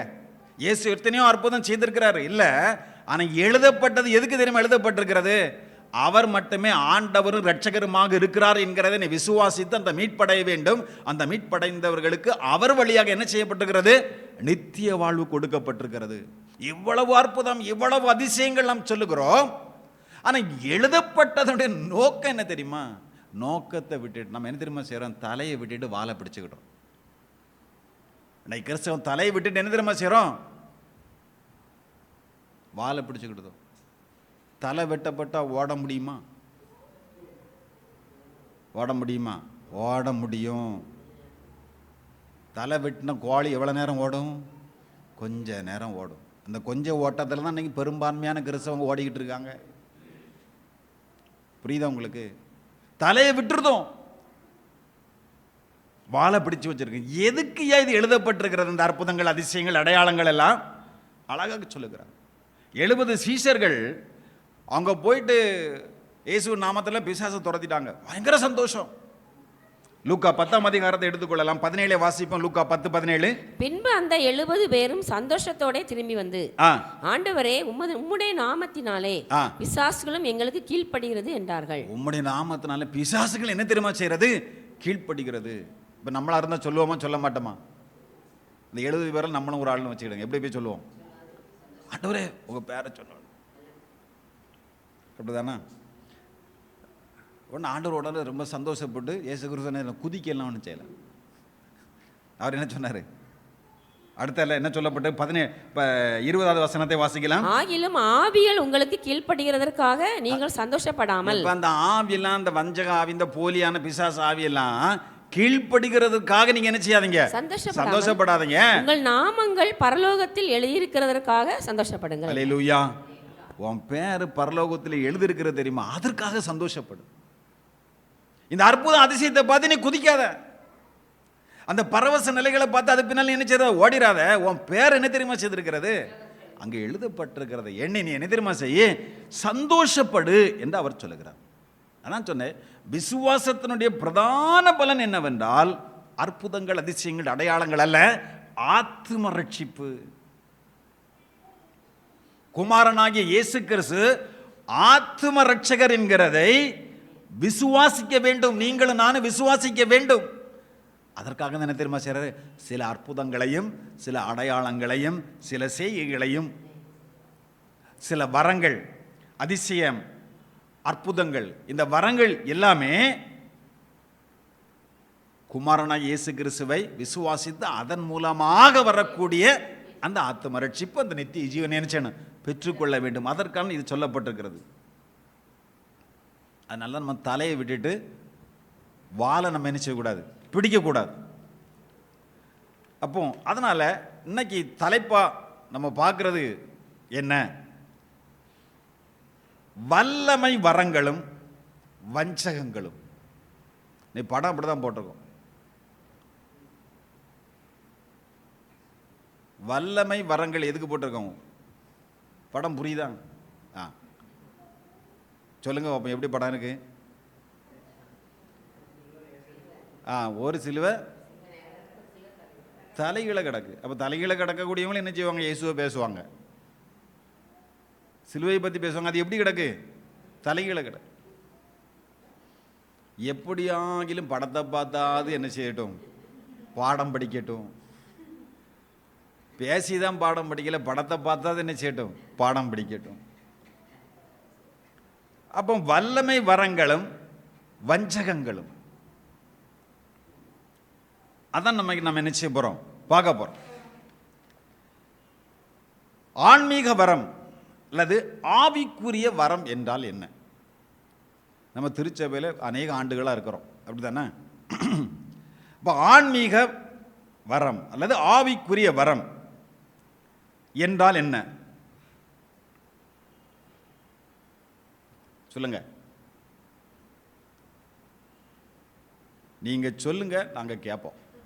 எங்கிட்ட எந்த கேள்வியும் நீங்க நினைச்சக்கூடாது, கேட்கக்கூடாது. ரட்சிக்கப்பட்டவர்கள் ஆண்டவராக இயேசு கிறிஸ்துவை விசுவாசித்து பாவத்திலிருந்து மீட்படைந்து ரட்சிக்கப்பட்டவர்கள் தேவனுக்காக செயல்படும்படியாக தேவன் கொடுக்கும் ஆற்றல் தான் என்ன தெரியுமா, ஆவிக்குரிய அந்த வரங்கள் ஆகும். நீ தேவனுக்காக செயல்பட வேண்டும் என்பதற்காக உனக்குள்ளாக ஒரு ஆற்றல் செயல்படுவது தெரியுமா? மதம், பாரம்பரியங்கள், உலகத்தின் கொள்கைகள், இதெல்லாம் மிக மிக வலிமையானது. அன்பான உறவுகள், இதெல்லாம் உடைச்சிட்டு வந்து இயேசுதான் எனக்கு முக்கியமானவர் என்று சொல்லி அவருடைய வார்த்தையின்படி வாழ்வதற்கு ஒரு கூட்டம் முன் வராங்க தெரியுமா? அதங்க சொல்லப்பட்டிருக்கிறது, ரட்சிக்கப்பட்டவர்கள் தேவனுக்கென்று செயல்படும்படியாக, தேவனை பிரியப்படுத்தி, தேவனை முன்பாக வைத்து தேவனை பிரியப்படுத்தி செயல்படும்படியாக தேவன் கொடுக்கக்கூடிய அந்த ஆற்றல் தான் ஆவிக்குரிய வரங்கள். அப்ப இயேசுவினுடைய போதனைகளின்படி நீங்களும் நானும் வாழ வேண்டுமானால் பரிசுத்த ஆவியானவருடைய அருள் கொடை உங்களுக்கும் எனக்கும் கட்டாயமாக தேவை. இயேசுவினுடைய போதனை பிரகாரம் வாழணும்னா என்னது? அபிஷேகம் தேவை. வேதம் சொல்லுகிற அந்த பரிசுத்த ஆவியினுடைய அபிஷேகம் தேவை. அதைத்தான் அப்போஸ்தலர்கள் என்ன சொன்னாங்க தெரியுமா? பரிசுத்த ஆவியின் வரம் என்று சொல்லுகிறார்கள். அப்போஸ்தலர் நடபடிகளின் புத்தகம் 2ஆம் அதிகாரம் 38ஆம் வசனத்தை வாசிக்கலாம். 2:38. பேதுரு அவர்களை நோக்கி, நீங்கள் மனம் திரும்பி ஒவ்வொருவரும் பாவ மன்னிப்புக்கென்று இயேசு கிறிஸ்துவின் நாமத்தினாலே ஞானஸ்நானம் பெற்றுக்கொள்ளுங்கள், அப்பொழுது பரிசுத்த ஆவியின் வரத்தை பெறுவீர்கள். அப்பொழுது பரிசுத்த ஆவியினுடைய வரத்தை என்ன செய்வீங்க? பெறுவீர்கள். அந்த கொர்நேலியு வீட்டுக்கு போறாங்க, அங்க சொல்லப்பட்டிருக்கிறது பரிசுத்த ஆவியினுடைய வரம் புறஜாதிகள் மீது வந்து இறங்கியாச்சு. அப்போஸ்தலர் 10:46 சொல்லப்பட்டிருக்கு. அப்ப இந்த வரம் யூதர்களுக்கு மட்டுமல்ல, ஆண்டவராகிய இயேசு கிறிஸ்துவை விசுவாசிக்கக்கூடிய எந்த நபருக்கோ இந்த அருள் கொடை ஆசீர்வாதமாக என்ன செய்கிறது? கொடுக்கப்படுகிறது. பரிசுத்த ஆவியினுடைய வரம் புறஜாதிகள் மீது வந்தது. அப்போஸ்தலர் நடவடிக்கைகள் 11:17 வாசிக்கலாம். 11:17 அங்கே என்ன சொல்லப்பட்டிருக்கிறது?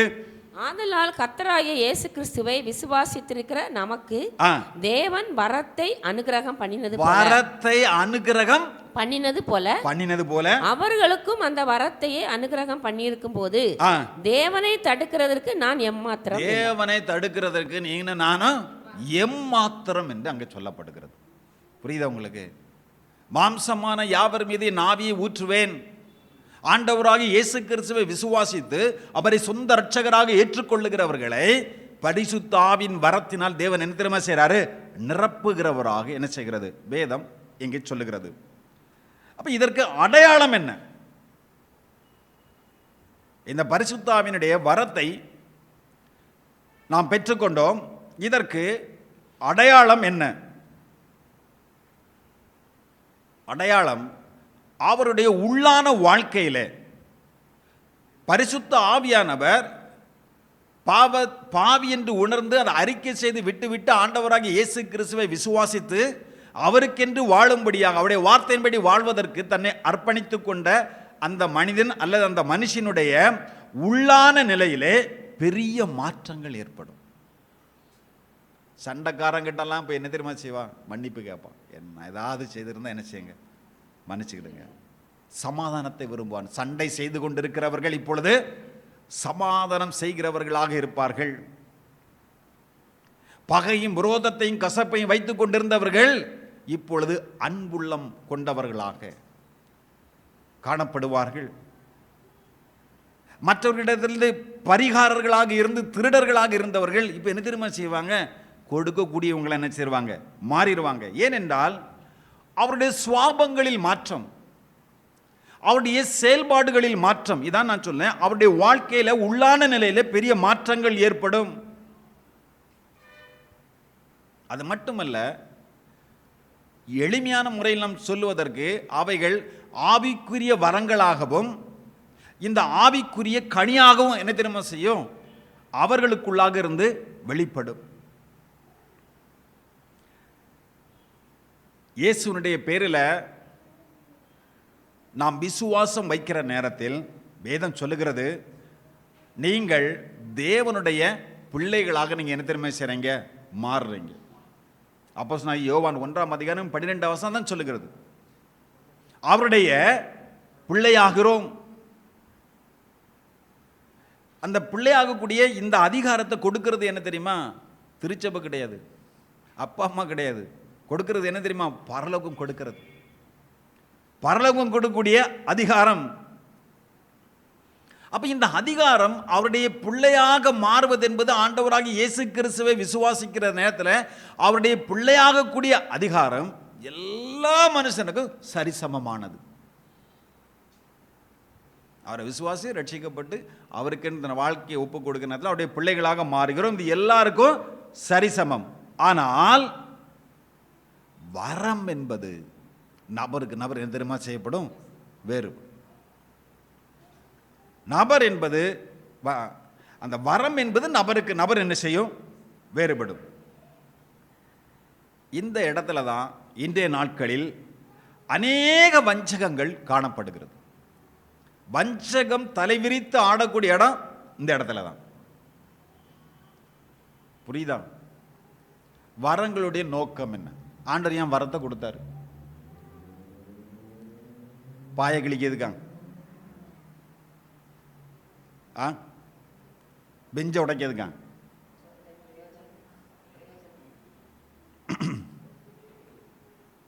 மீட்கப்பட்ட சபை மக்கள் தேவனுடைய வல்லமை வரங்களின் மூலமாக பரிசுத்தாவின் மூலம் பரிசுத்தாவின் வரம் கொடுக்கப்படுகிறது. மீட்கப்பட்ட பாவத்திலிருந்து மீட்கப்பட்ட தேவ ஜனங்கள் தங்கள் தனிப்பட்ட வாழ்க்கையில் பக்தி விருத்தி அடையணும். உங்களுடைய பர்சனல் அந்த ஸ்பிரிச்சுவல் லைஃப் அதில் நீங்கள் என்ன தெரியுமா செய்யணும்? விருத்தி அடையும். உங்கள் தனிப்பட்ட வாழ்க்கையில் பக்தி விருத்தி அடையவும்.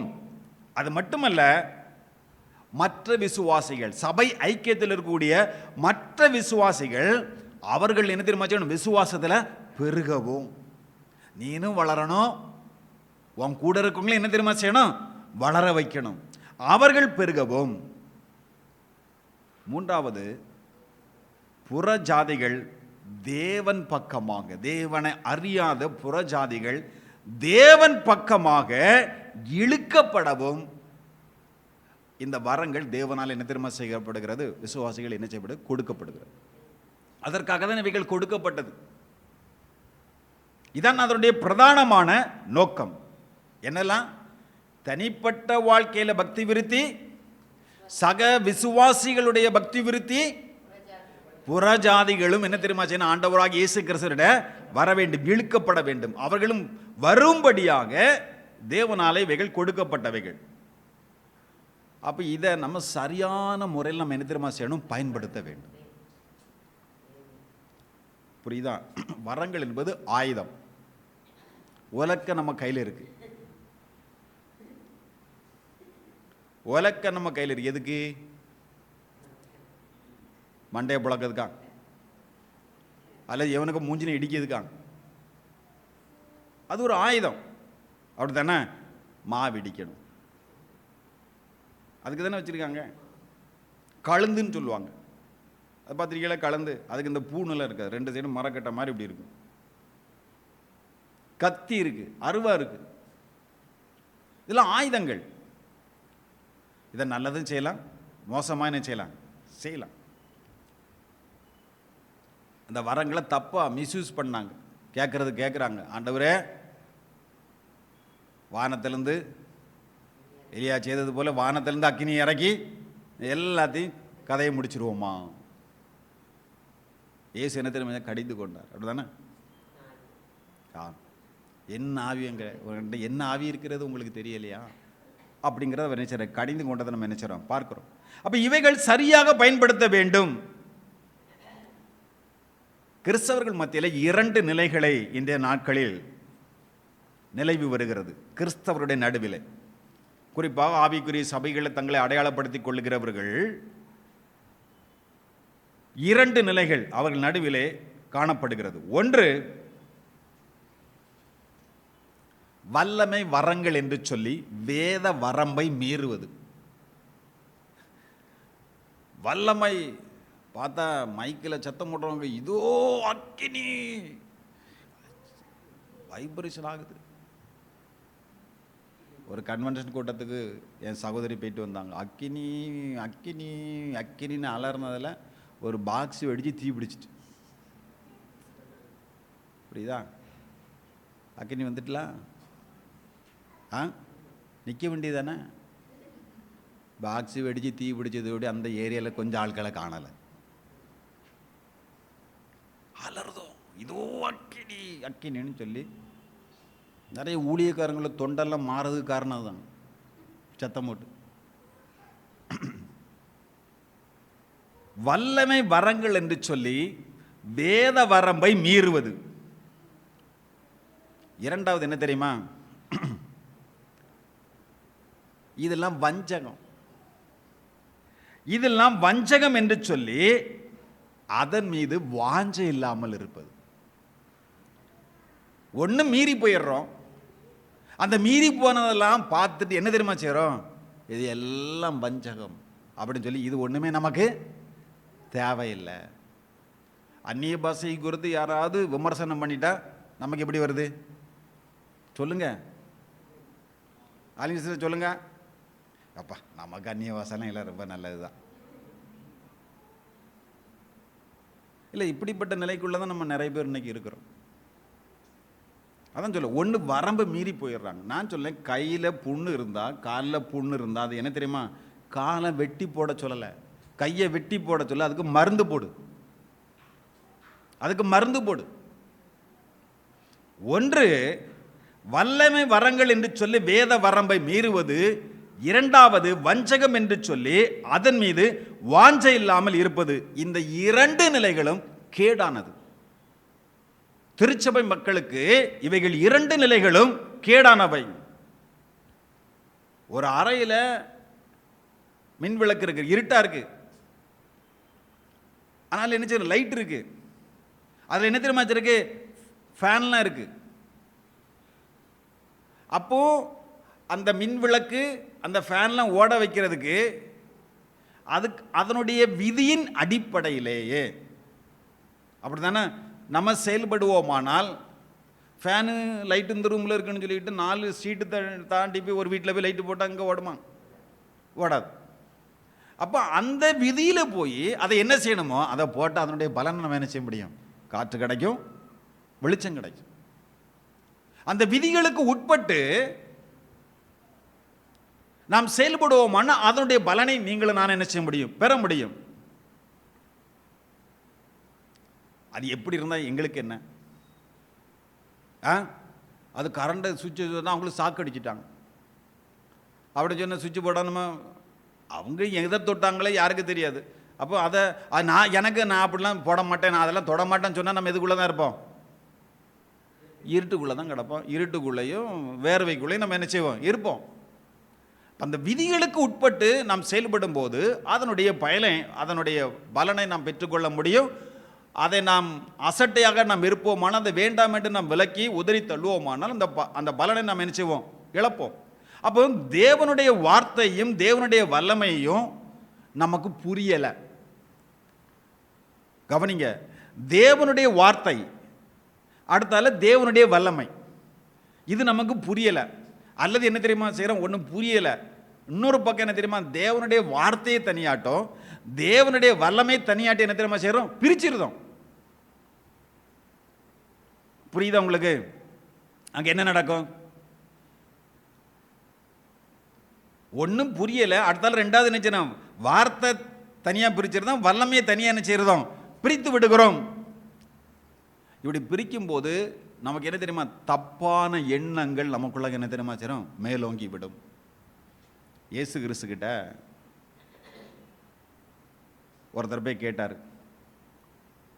ஒரு ஸ்திரீ இருக்கா, மூத்தவன் கல்யாணம் பண்ணான், பிள்ளை இல்லாமல் போச்சு, பிள்ளை கிடையாது, அவன் செத்து போனான். அடுத்த 2வது கல்யாணம் பண்ணான், அவனுக்கும் பிள்ளை இல்லை, அவனும் போயிட்டான். 3வது உள்ளவன், 4வது உள்ளவன், 5வது உள்ளவன், 6வது உள்ளவன், 7வது உள்ளவன், இப்படி சொல்லிட்டு இருக்காங்க. அப்போ அந்த ஸ்திரீக்கு எத்தனை புருஷன்? 7 புருஷன். அப்போ பரலோகத்தில் இந்த 7 பேரில் இந்த பெண் யாருக்கு மனைவியாக இருப்பான்? சொல்லுங்க நீங்க, யாருக்கு மனைவியாக இருப்பான்? கேட்ட கேள்வி சரி தானே? 7 பேரை கல்யாணம் பண்ணியிருக்கா. பரலோகத்தில் போனால் இவங்க யாருக்கு மனைவியாட்ட இவங்க இருக்க முடியும்? அழகா இயேசு சொல்ல மற்ற 22ஆம் அதிகாரம் 29வது வசனத்தை வாசிக்கலாம். 22, 29. இயேசு அவர்களுக்கு பிரதியுத்தரமாக, நீங்கள் வேத வாக்கியங்களையும் தேவனுடைய வல்லமையும் அறியாமல் வேத வாக்கியங்களும் உனக்கு தெரியாது, தேவ வல்லமையும் உனக்கு என்ன தெரியுமா? தெரியாது. அறியாமல் தப்பான எண்ணம் கொண்டு எங்க இந்த வேத வார்த்தையும் தேவ வல்லமையும் இன்றைய நாட்களில் பெரும்பான்மையான கிறிஸ்தவர்களுக்கு தெரியாதனால்தான் இந்த வஞ்சக ஊழியர்களுக்கு அடிமைகளாக கைக்கூலிகளாக இருந்து என்ன தெரியுமா செய்யறாங்க? ஆமேன் அல்லேலூயா சொல்லிட்டு இருக்கிறாங்க. இங்க அதான் சொல்லுகிறார், வேத வாக்கியங்களின் தேவனுடைய வல்லமையை நீங்கள் அறியாதபடினால என்ன தெரியுமா செய்யறீங்க? தப்பான எண்ணம் கொள்ளுகிறீர்கள் அப்படிங்கிற, தப்பான எண்ணம் கொள்ளுகிறீர்கள் என்று சொல்லி. அதனால வரங்கள் வல்லமைகள் செயல்படும் போது இவைகள் சரியானதா தவறானதா எப்படி அறிய முடியும்? வரம் செயல்படுது, வல்லமைகள் செயல்படுகிறது, இது சரியா தப்பா எப்படி அறிய முடியும்? எப்படி அறிய முடியும் என்றால் வேத வசனங்களை கொண்டு, வேத வசனங்களை கொண்டு தான் நம்ம அறிய முடியும். வேத வசனங்களுடைய தத்துவங்களை மீறுவது வஞ்சகம். வேத வசனத்தினுடைய தத்துவங்களை மீறுவது வஞ்சகம். சாத்தான் சொன்னான் இயேசுவினிடத்தில், வரங்களை பயன்படுத்த சொன்னான் இயேசு கிட்ட. சாத்தான் தூண்டினான். எப்போ தெரியுமா தூண்டினான்? மத்தேயு 4:2 வாசிக்கிற நேரத்தில், அவருக்கு மிகுந்த பசி உண்டாயிற்று. இப்பதான் என்ன தெரியுமா செய்தான்?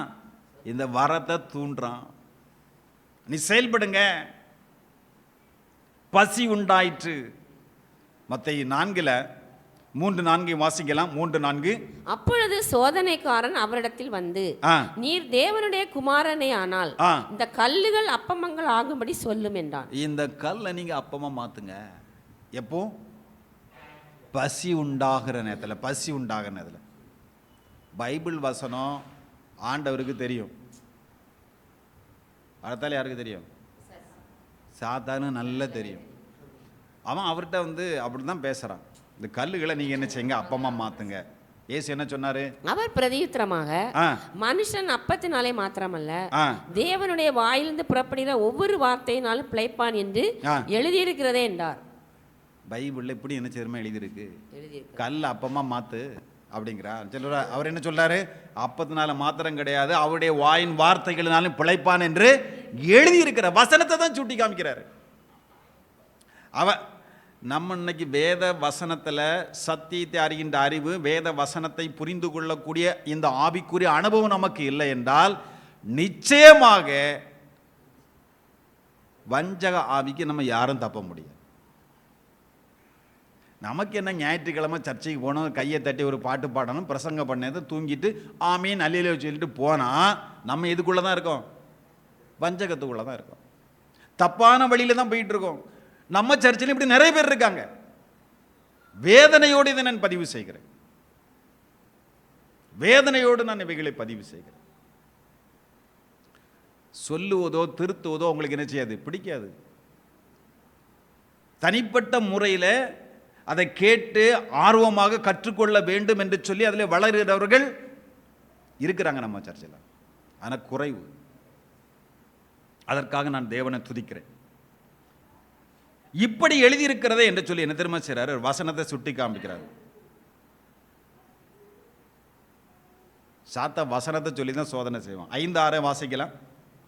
அப்பொழுது பிசாசு அவரை பரிசுத்த நகரத்திற்கு கொண்டு போய் தேவாலயத்து உப்பரிகையின் மேல் அவரை நிறுத்தி, நீர் தேவனுடைய குமாரனே ஆனால் தாழ குதியும், ஏனெனில் தம்முடைய தூதர்களுக்கு உம்மை குறித்து கட்டளையிடுவார், முது பாதம் கல்லில் இடராதபடிக்கு அவர்கள் உம்மை கைகளில் ஏந்தி கொண்டு போவார்கள் என்பதாய் எழுதியிருக்கிறது என்று சொன்னான். நம்மளை கொண்டு நிப்பாட்டினா என்ன செய்வோம்?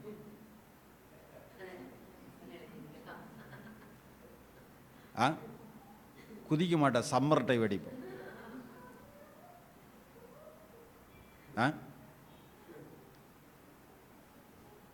அடிச்சு பிறகு கீழே எல்லாம் செதறி கிடக்கும்.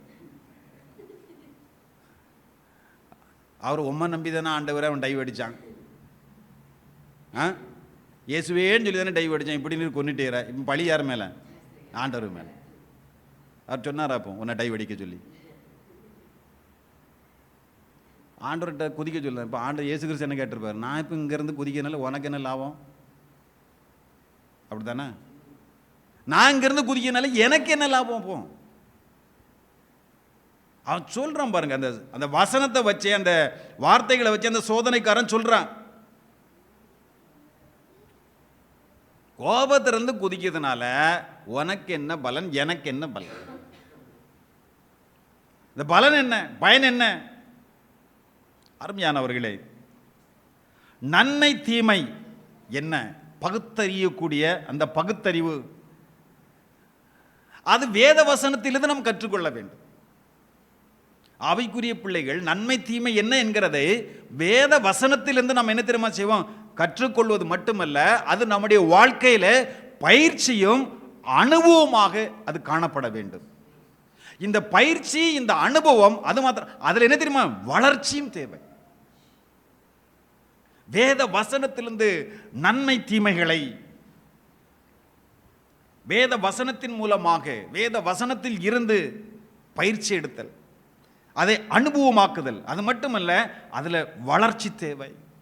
அழகாக சொல்லுகிற எபிரேய ஆக்கியோன் அழகாக சொல்லுகிற எபிரேய 5ஆம் அதிகாரம் 13-14 வாசிக்கலாம். பால் உண்கிறவன் குழந்தையா இருக்கிறபடியினாலே நீதியின் வசனத்தில் பழக்கம் இல்லாதவனா இருக்கிறான். அவனுக்கு நீதியின், அவனுக்கு எப்பவுமே என்ன தேவை? பாலை கொடுத்தா நல்லா குடிப்பான். புரியுதா? 1 வயசுல குடிச்சா பிரச்சனை இல்லை, 2 வயசு குடிச்சல பிரச்சனை இல்லை. 50 வயசுல அவனுக்கு என்ன தெரியுமா தேவை? பால் தேவை. அன்னைக்கு ஒரு ஆள் சொல்லிக்கிட்டு இருந்தார், பைபிள் காலேஜுக்கு வராராம், பைபிள் காலேஜில் வராரு, எல்லாம் படிக்கவும் செய்கிறாரு. டெஸ்ட் வச்சா முட்டை மார்க்கு தான் வராரு. ஆனால் பரீட்சை வச்சா முட்டை மார்க்கு. பிறகு அந்த ஆசிரியர் கூப்பிட்டு கேட்டிருக்காரு, எப்பா நீங்கள் வாரீங்க சந்தோஷம், ஆனால் பரீட்சை வச்சா முட்டை மார்க்கு தானே கிடைக்கி, அதில் ரொம்ப பிரோஜனமாக ஒன்றும் எழுதுனது மாதிரி ஒன்றும் தெரியலையே அப்படின்னு கேட்டதற்கு கொடுத்து விளக்கம் என்ன தெரியுமா? எங்கள் குடும்பத்தில் பைபிள் காலேஜ் படித்தவன்லாம் பெரிய பெரிய பணக்காரனா கோடீஸ்வரனாக இருக்கான். நானும் படித்து என்ன ஆக போகிறேன்? உடனே அவர் கேட்டார், இப்போ வந்து சேர்ந்த ஒரு 3-4 வருஷம் ஆச்சு, எப்படி பரவாயில்லையா அப்படின்னு கேட்டார். நான் வந்து சேர்ந்ததுலேருந்து இப்போ நான் கொஞ்சம் வளர்ந்து தான் இருக்கேன். எதில்? பணத்தில். எங்க இது கிறிஸ்தவத்தில் நடக்கக்கூடிய உண்மை சம்பவம். வெளியே இருந்து ஒருத்தன் பார்த்தான்னு வச்சுடுங்க, சிரிப்பானா சிரிக்க மாட்டானா?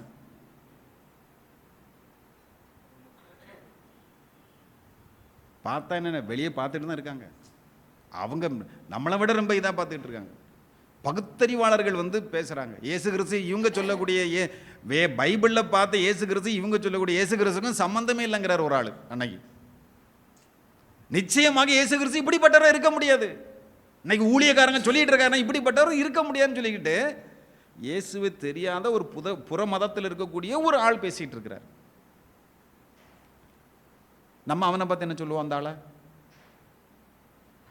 என்ன சொல்லுவோம்? சொல்லுங்கங்க. அவனுக்கு என்ன தெரியுமா? கிறுக்கு பேய் பிடிச்சிருக்குமோ. ஆனால் உண்மையிலே பேய் பிடிச்சதுங்க தெரியுமா? இங்கேயே அங்கே இருக்கு. இதங்க சொல்லப்பட்டிருக்கிறது. நன்மை தீமை இன்னதென்று என்ன வாசிக்கலாம்? பால் உண்கிறவன் குழந்தையா இருக்கிறான், நீதியின் வசனத்தில் பழக்கம் இல்லாதவன் இருக்கிறான். பலமான ஆகாரமானது நன்மை தீமை இன்னதென்று பயிற்சியினால். நன்மை தீமை இன்னது என்பது அவனுக்கு என்ன தெரியுமா செய்யறது? பயிற்சியினால் பகுத்தறியத்தக்க முயற்சி செய்யும். அதான் வளர்ச்சி. முயற்சி செய்யும் ஞானேந்திரியங்களை உடையவர்களாகிய பூரண வயதுள்ளவர்களுக்கே தகும். ஆமா, அனுபவத்தின் மூலமாக அநேக பாடங்களை கற்றுக்கொள்ள வேதம் நமக்கு சொல்லுகிறது. அப்ப குழப்பமான சூழ்நிலைகள் கர்த்தருடைய பிள்ளைகளுடைய வாழ்க்கையில் குழப்பமான சூழ்நிலைகள் வருகிற நேரத்தில் திருச்சபையார் ஐக்கியங்களுக்குள்ளாக, விசுவாசிகளுக்குள்ளாக ஒருவரை ஒருவர் கண்டித்து ஒருவருக்கு நம்ம என்ன தெரியுமா செய்யணும்? புத்தி சொல்ல வேண்டும். ஏன்னா இந்த பயிற்சி, இந்த முயற்சியில் சில குழப்பங்களும் வரும். ஆவிக்குரிய வரங்களை பயன்படுத்துகிற விஷயத்தில் குழப்பங்கள் வரும். ஆனால் அவைகள் வேத வசனங்களை கற்றுக்கொள்வது, அந்த கற்றுக்கொள்வதன் அடிப்படையில் வரம்பை மீறக்கூடாது. அடுத்தால என்னது? அனுபவங்கள். அடுத்தால பயிற்சி செய்தல். இது நன்மை தீமை என்று பகுத்தறிதல், பயிற்சி, அனுபவம், வளர்ச்சி.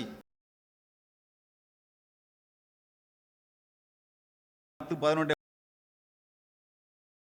1 பேதுரு 4:10-11 வாசிக்கலாம்.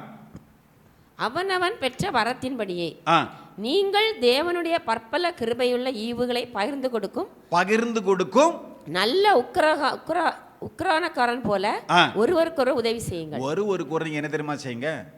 அவனவனுக்கு தேவனை பகிர்ந்து கொடுத்திருக்கிறார். புரியுதா? ஆண்டவர் பகிர்ந்து கொடுத்திருக்கிறார வரோம். ஆம். நான் கேள்வி கேட்டதுமே எதுக்குன்னே தெரியல நிறைய பேருக்கு. இச்சுங்காங்க. என்ன வரம் கொடுத்துருக்காரு உங்களுக்கு? என்ன வரம் கொடுத்துருக்காரு? வரம் கொடுத்துருக்காரு. ஆமாம் கொடுத்துருக்காரு. என்ன வரம்? இட்லி இருந்து, பாயசம் இருந்து, இட்லி இருந்து, பிரியாணி இருந்து, சப்பாத்தி இருந்து, ஆப்பம் இருந்து, எல்லாம் இருந்தா. ஆமாம். நீங்கள் என்ன சாப்பிட்டியா? என்ன சொல்லுவோம்? சாப்பிட்டதை சொல்லுவோமா சொல்ல மாட்டோமா? வரம் எல்லாருக்கும் பகிர்ந்து கொடுக்கப்பட்டிருக்கான். ஆமாம். உங்களுக்கு என்ன வரம்? எனக்கு தூங்கக்கூடிய வரம்.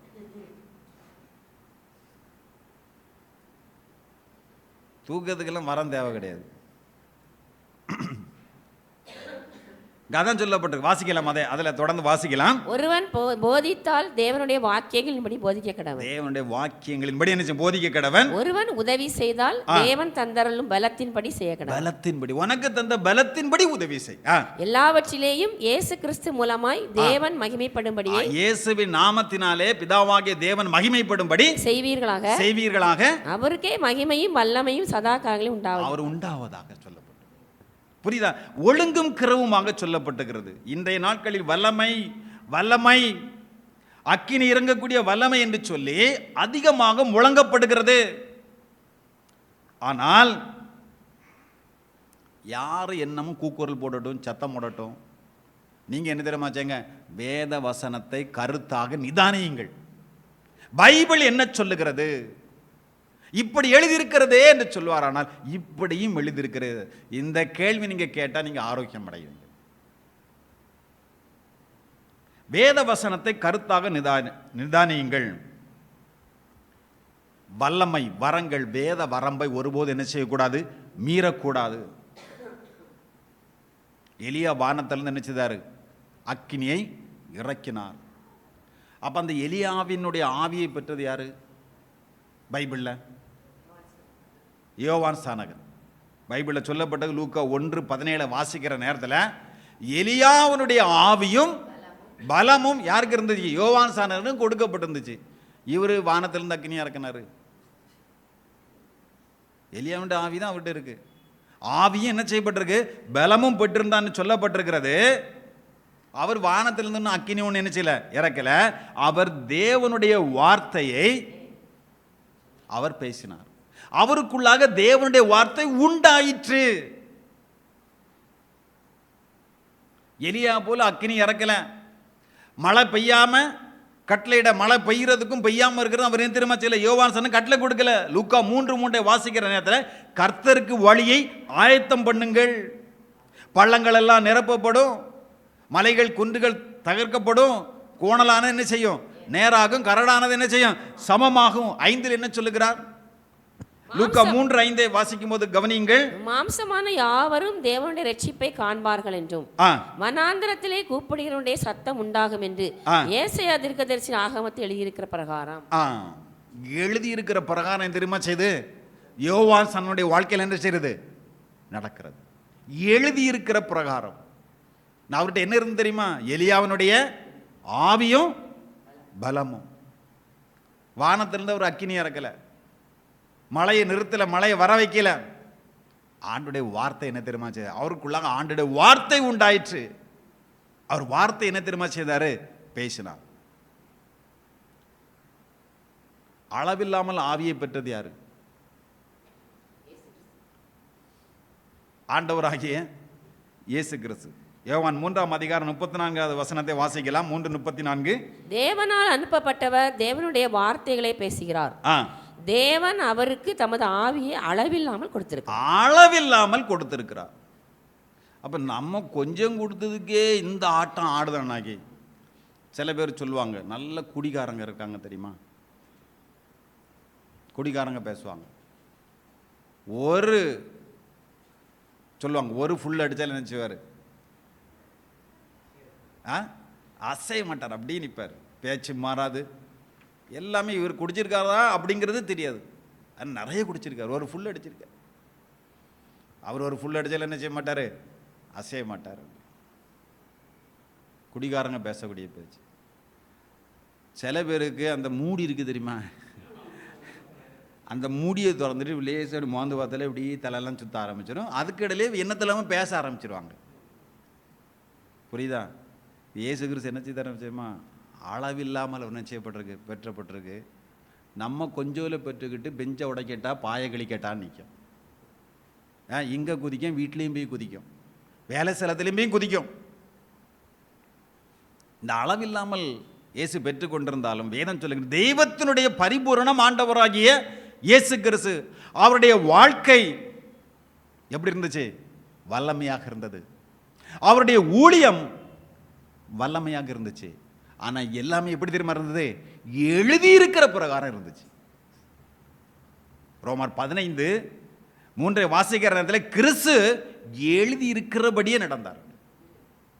அவருடைய வாழ்க்கையும் வல்லமை நிறைந்தது, அவருடைய ஊழியமும் வல்லமை நிறைந்தது. ஆனால் அவைகள் எல்லாமே எழுதியிருக்கிற பிரகாரம் எதிரமாக செய்துச்சு இருந்தது. வரங்கள் வல்லமைகள் தேவனை மட்டுமே மகிமைப்படுத்த வேண்டும். இது முதலாவது. வரம் வல்லமை அது தேவனை மகிமைப்படுத்த வேண்டும், அது முதலாவது. இரண்டாவது, அது மனிதருக்கு பயனுள்ளதாக இருக்க வேண்டும். மனிதர்களுக்கு பயனுள்ளதாக இருக்க வேண்டும்.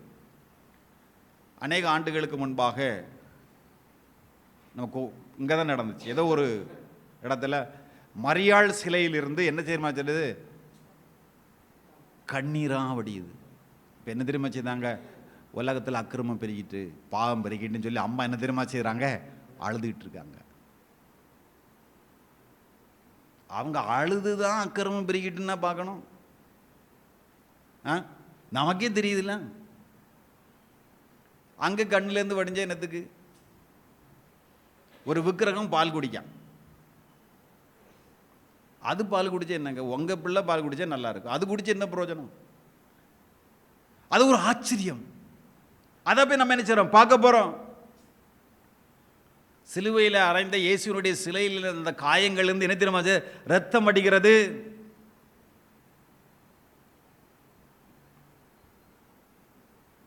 என்ன பிரயோஜனம்? இப்படிலாம் காமிக்கப்படுகல, இதெல்லாம் என்ன பிரயோஜனம்? இந்த நாட்களில் வல்லமை அற்புதம் என்று சொல்லி அநேகர் இயேசுவை விடவும் இதெல்லாம் வெறுமையா என்ன செய்றாங்க, பார்க்குறாங்க. இப்படிலாம் நடக்குது, இப்படிலாம் நடக்குது, பைபிள் இப்படி சொல்லுதா அப்படின்னு கேட்டு பாருங்க. உடனே என்ன தெரியுமா சொல்லுவாங்க, யோவான் 14ஆம் அதிகாரத்தில் 12ஆம் வசனத்தை சொல்லுவாங்க. உடனே வாசிங்க.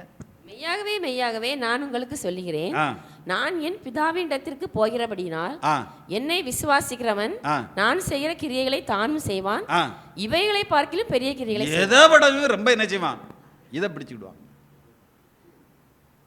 இதெல்லாம் பிடிச்சுக்கிடுவாங்க. அதனால தான் சொல்றாங்க, யாரெல்லாம் கடன்லாம் வந்திருக்கிறீங்களோ உங்க அக்கௌண்ட்ல என்ன தெரியுமா செய்யுது, காசு உழுது. உங்க அக்கௌண்ட்ல எங்க இருந்து உழும்? ஆண்டவர் எங்க ரிசர்வ் பேங்க் வச்சிருக்காருங்க உங்க அக்கௌண்ட்ல பணம் போடுறதுக்கு. கேட்ட என்ன தெரியுமா சொல்லுவாங்க, இதையும் செய்வாரு, இதுக்கு மேலே என்ன செய்வாரு, ஆண்டவர் செய்வார். அந்த வசனத்தை என்ன தெரியுமா செய்வாங்க சொல்லுவாங்க. ஆமாங்க, நடந்துச்சு. அப்போஸ் நடவடிக்கைகள் நம்ம பார்க்குற நேரத்தில் அங்கே நடந்துச்சு. அப்போஸ்தலருடைய காலத்தில் நடந்துச்சு. பரிசுத்த ஆவியானவர் இறங்கினார், வல்லமையாக இறங்கினார். 3000 பேர் என்ன தெரியுமா செய்தாங்க, ரட்சிக்கப்பட்டாங்க. சபைகள் வளர்ந்தது, சபைகள் என்ன தெரியுமா செய்துச்சு, பெருகிட்டு. இது சந்தோஷமான காரியம். இது ஒரு பக்கம், இது சந்தோஷமான காரியம், இது ஒரு பக்கம். இதனுடைய அடுத்த பக்கம் என்ன தெரியுமா, யோவான் 15 வாசிக்கலாம், 5 வாசிக்கலாம். யோவான் 15:5. நானே திராட்சை செடி, நீங்கள் கொடிகள். ஒருவன் என்னிலும் நான் அவனில் நிலைத்திருந்தால் அவன் மிகுந்த கனிகளை கொடுப்பான். அவன் மிகுந்த என்ன செய்வான், கனிகளை கொடுப்பான். என்னை இல்லாமல் உங்களால் ஒன்றும் செய்யக்கூடாது. என்ன இல்லாமல் உங்களால் ஒன்றும் செய்ய முடியாது. 8 என்ன சொல்லப்பட்டிருக்கிறது, நீங்கள் மிகுந்த கனிகளை கொடுப்பதினால் என் பிதா மகிமைப்படுவார், எனக்கும் சீஷராக இருப்பீர்கள். எனக்கு சீஷராக இருப்பீங்க. புரியுதா உங்களுக்கு? ஒரு பகுதியில் வல்லமை வரங்கள் செயல்படுகிறது, வல்லமைகள். 3000 பேர் ரட்சிக்கப்பட்டுட்டாங்க, அற்புதம், அதிசயம். இது ஒரு பகுதி. இன்னொரு பகுதியில் என்ன தெரியுமா, கனி கொடுத்தல். அதான் சொல்லப்பட்டிருக்கிறது.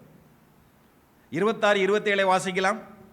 பிதாவின் இடத்திலிருந்து நான் உங்களுக்கு அனுப்ப போகிறவரும் பிதாவின் இடத்திலிருந்து புறப்படுகிறவரும் ஆகிய சத்திய ஆவியான தேற்றரவாளன் வரும்போது அவர் என்னை குறித்து சாட்சி கொடுப்பார். நீங்களும் ஆதி முதல் என்னுடனே கூட இருந்தபடியால் எனக்கு சாட்சிகளா இருப்பீர்கள். எனக்கு சாட்சிகளா இருப்பீங்க. இன்னைக்கு வல்லமை பேசப்படுகிறது, சாட்சி அடி வாங்குது. வல்லமை வரங்கள் பேசப்படுகிறது, சாட்சி என்ன தெரியுமா செய்யறது, அடி வாங்குது. அப்போஸ்தலர்கள் வல்லமை வரங்கள் செயல்பட்டது. அவர்கள் ஆண்டவராகிய இயேசு கிறிஸ்துவுக்கென்று வல்லமையான சாட்சிகளாக என்ன தெரியுமா செய்தாங்க, நின்னாங்க. நீங்க சத்தியத்திற்கு நீங்க சாட்சியாக, உங்க வாழ்க்கை மாதிரியாக இருக்கும். இந்த வல்லமை அற்புதம் செய்வது மட்டுமல்ல, இந்த வல்லமை இயேசுவுக்கு சாட்சியாக உங்களை என்ன தெரியுமா செய்யும்? வாழ வைக்கும். இங்க அதான் சொல்லப்பட்டிருக்கிறது.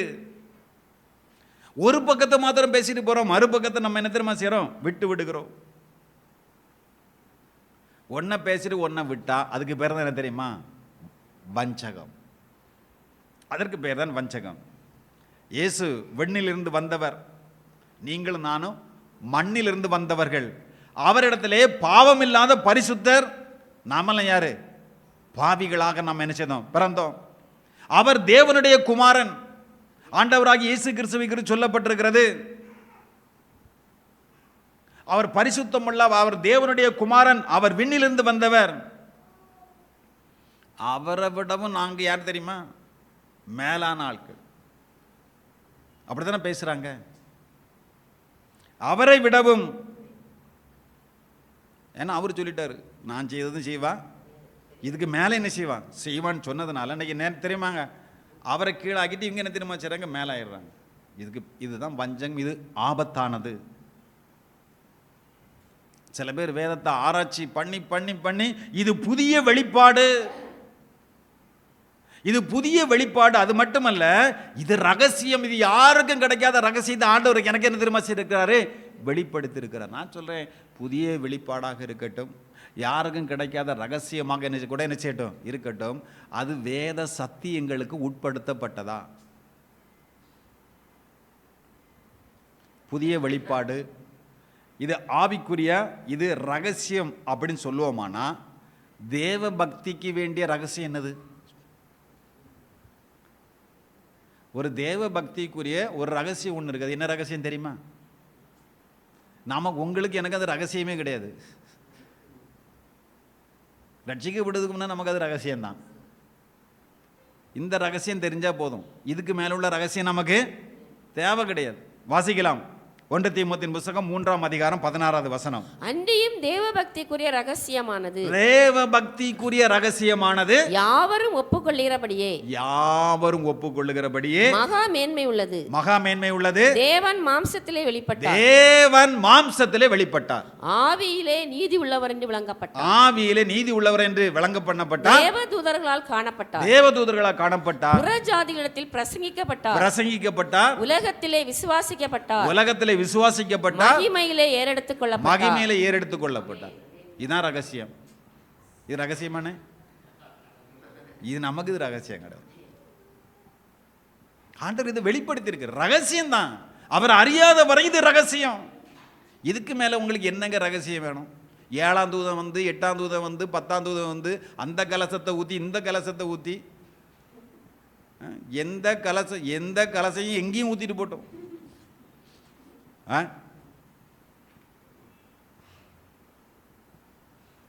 ஆன்மீக வரங்கள் வியாபாரமாக்கப்படுகிறது.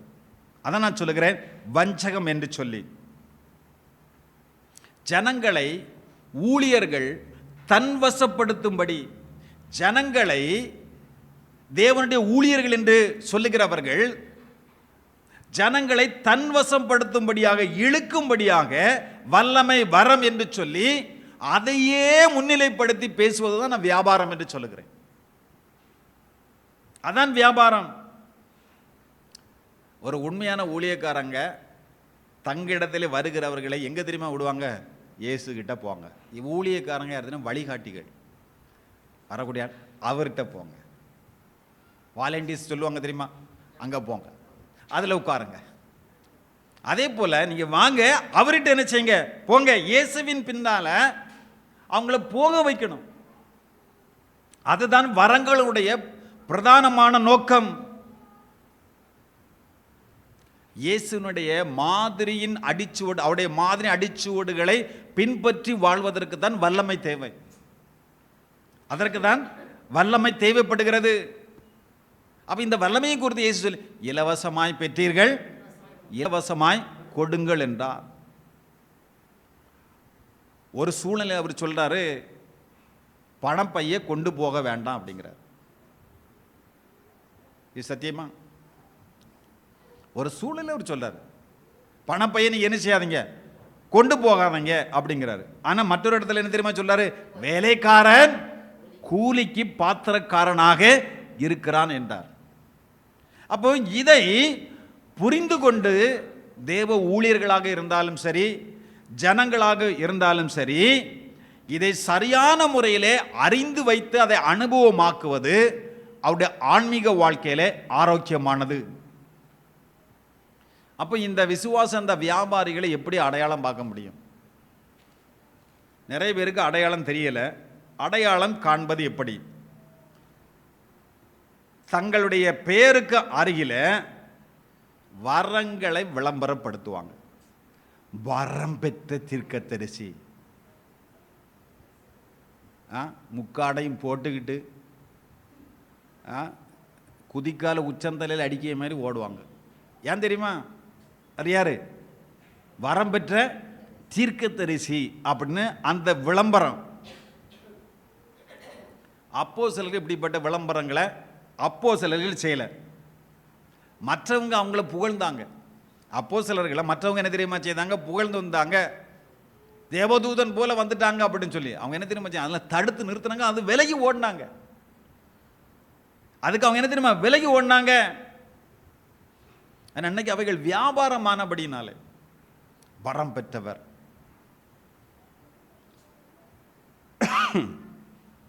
சிந்தியுங்கள். தீர்க்க தரிசனம் சொல்றாங்களா? தீர்க்க தரிசனத்தினுடைய பலன் என்ன? தீர்க்க தரிசனத்தினுடைய பலன் என்ன? 1 கொரிந்தியர் 14:3 வாசிக்கிற நேரத்தில் அங்கே தீர்க்க தரிசனங்களுக்கு சொல்லப்பட்டிருக்கிறது, பக்தி விருத்தியும் புத்தியும் ஆறுதலும் உண்டாக பேசுகிறான். தீர்க்க தரிசனம் பேசுகிறவன் பக்தி விருத்தி உண்டாக புத்தி உண்டாக, சபையில் இருக்கிறவர்கள் பக்தி விருத்தி அடையணும், அவர்களுக்கு புத்தி உண்டாக வேண்டும், அவர்களுக்கு ஆறுதல் உண்டாக வேண்டும். அதான் தீர்க்க தரிசனத்துடைய வேலை. என்னதுலாம் மறந்துடாதீங்க. அடுத்தல என்னது? புத்தி உண்டாகணும். அடுத்தல என்னது? மொத 2 நமக்கு கிடையாது, ஒன்லி ஆறுதல். அவங்களுக்கு பேர் தான் என்னது? தீர்க்கதரிசி. புத்தி உண்டாக பேசப்படாது. அவன் யார் தெரியுமா? கள்ள தீர்க்கதரிசி. புத்தி உண்டாக பேசக்கூடிய கள்ள தீர்க்கதரிசி.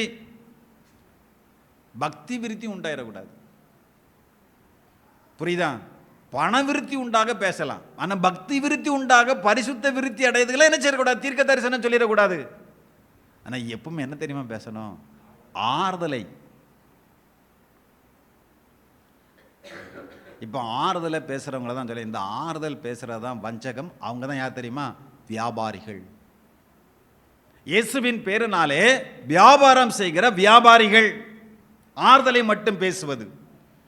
ஆறுதலை பேசணுமான்னு பேசணும், ஆனால் பக்தி விருத்தியும் பேசுங்க, புத்தியும் நீங்கள் என்ன தெரியுமா செய்யுங்க? பேசுங்க. பாவத்தை குறித்து பேச மாட்டோம், நீதியை குறித்து பேச மாட்டோம், வரக்கூடிய நியாய தீர்ப்பை குறித்து பேச மாட்டோம். ஆறுதலை மட்டுமே நாம் பேசிக் கொண்டிருப்போமானால், புரியுதா? ஒருத்தன் பாவத்திலையும் அக்கிரமத்திலையும் வாழ்றான். பாவத்திலையும் அக்கிரமத்திலையும் வாழ்றான். அந்த பாவத்திலையும் அக்கிரமத்திலும் வாழ்றதுனால நிறைய பிரச்சனை. இப்போ அவனுக்கு ஆறுதலை பேசணுமா, அவனுக்கு புத்தி கொடுக்கறது மாதிரி பேசணுமா? அவன் புத்தி அறிவு பெற்றாமல் சரியாயிருவான். அவனுக்கு ஆறுதல் தான் பேசுவான். ஒருத்தன் ஆண்டவர் வெறுக்கக்கூடிய அருவருப்புகளை சர்வ சாதாரணமாக என்ன தெரியுமா செய்யறான்? செய்துகிட்டே இருக்கிறான். ஆண்டவர் எதெல்லாம் செய்யாத அந்த அருவருப்பை சர்வசாதாரணமாக செய்துகிட்டு இருக்கிறான். அவனுக்கு வருட வாக்கு தத்தம், அவனுக்கு வருட வாக்கு தத்தம் ஆறுதலாக என்ன செய்யப்படுகிறது? சொல்லப்படுகிறது. அவனுக்கு ஆண்டவர் வருட வாக்கு தத்தம் ஆறுதல் சொல்லுவார், அவனை திருத்துவாரா?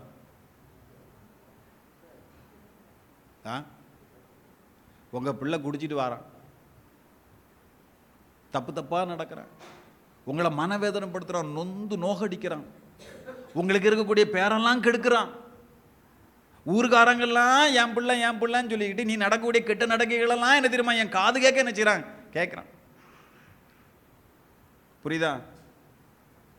நீங்கள் அவனுக்கு தங்க மாலையை கொண்டு போடுவியான். அன்பாக இருப்பான், அது வேற விஷயம். அவன் என்ன திரும்ப செய்வோம், புத்தி சொல்லுவோம், எப்படியாவது திருந்திருப்பா, நீ மனம் திரும்பு, நீ சரியாகு, அதானே சொல்லுவோம். நம்மளே இப்படி சொல்லுவோம்னா பரிசுத்தமுள்ள ஆண்டவர் அவர் திருத்த மாட்டாரா?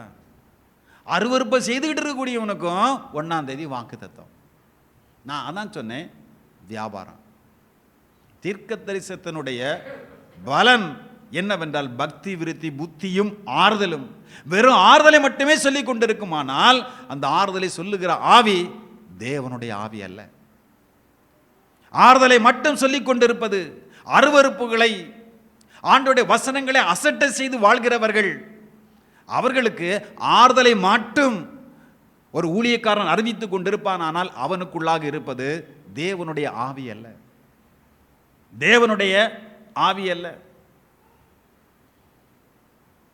1 கொரிந்தியர் 14ஆம் அதிகாரம் 37வது வசனத்தை 14:37 வாசிக்கலாம். ஒருவன் தன்னை தீர்க்கதரிசி என்றாவது ஆவியை பெற்றவன் என்றாவது எண்ணினால் நான் உங்களுக்கு எழுதுகிறவைகள் கர்த்தருடைய கற்பனைகள் என்று அவன் ஒத்துக்கொள்ளணும். வசனத்தை வசனமான ஏற்றுக்க.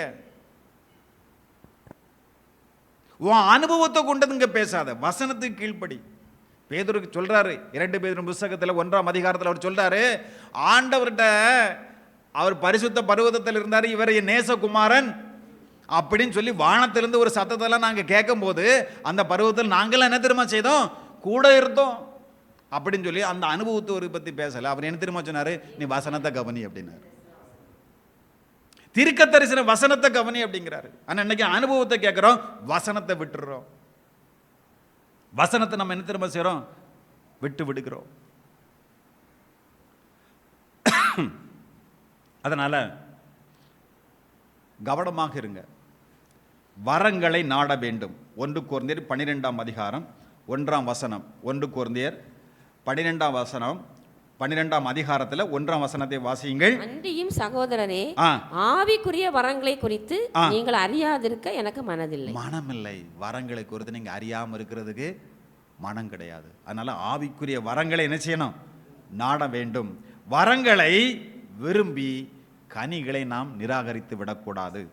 கொரிந்தி சபையில் இருக்கிறவர்களுக்கு வரங்கள் இருந்தது, அவர்கள் கனியிலே வளரும்படியாக அந்த வரங்கள் இருந்துச்சு. அவங்கள்ட்ட பாவம் இருந்துச்சு, பிரிவினைகள் இருந்துச்சு, சண்டை, பகை, விரோதம் எல்லாம் இருந்துச்சு.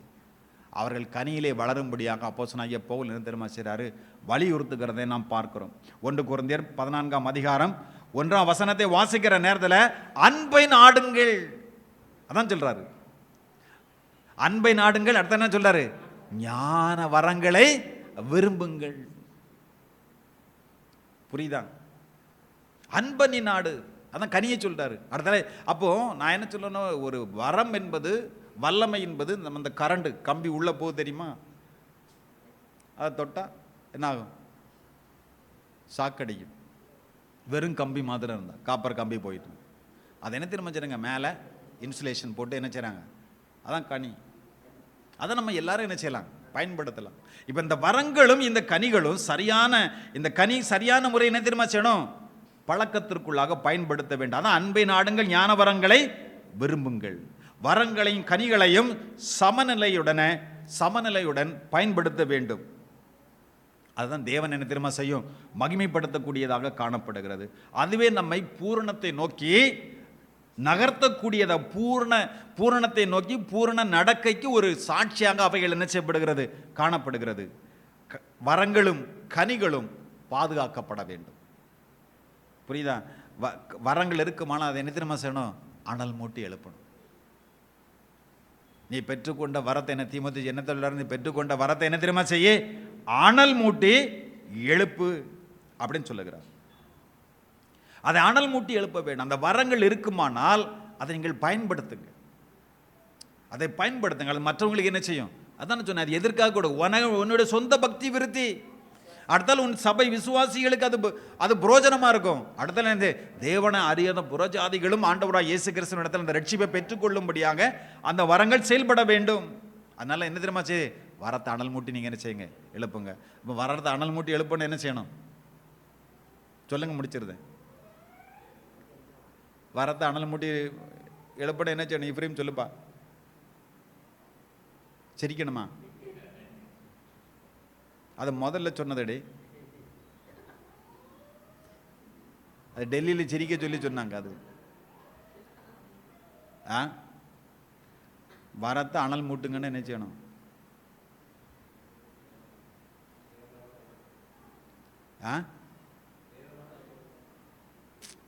எதுக்கு எடுத்தாலும் அதான். என்ன வரம் இருந்தால் தானே அனல் மூட்டி எழுப்ப முடியும். என்கிட்ட என்ன வரம் இருக்குன்னு தெரிஞ்சால் தானே அனல் மூட்ட முடியும். அடுப்பு இருந்தால் தானே அனல் மூட்டுவியான். வெறும் மண்ணிலிருந்து அனல் மூட்டிக்கிட்டு இருப்பியான்.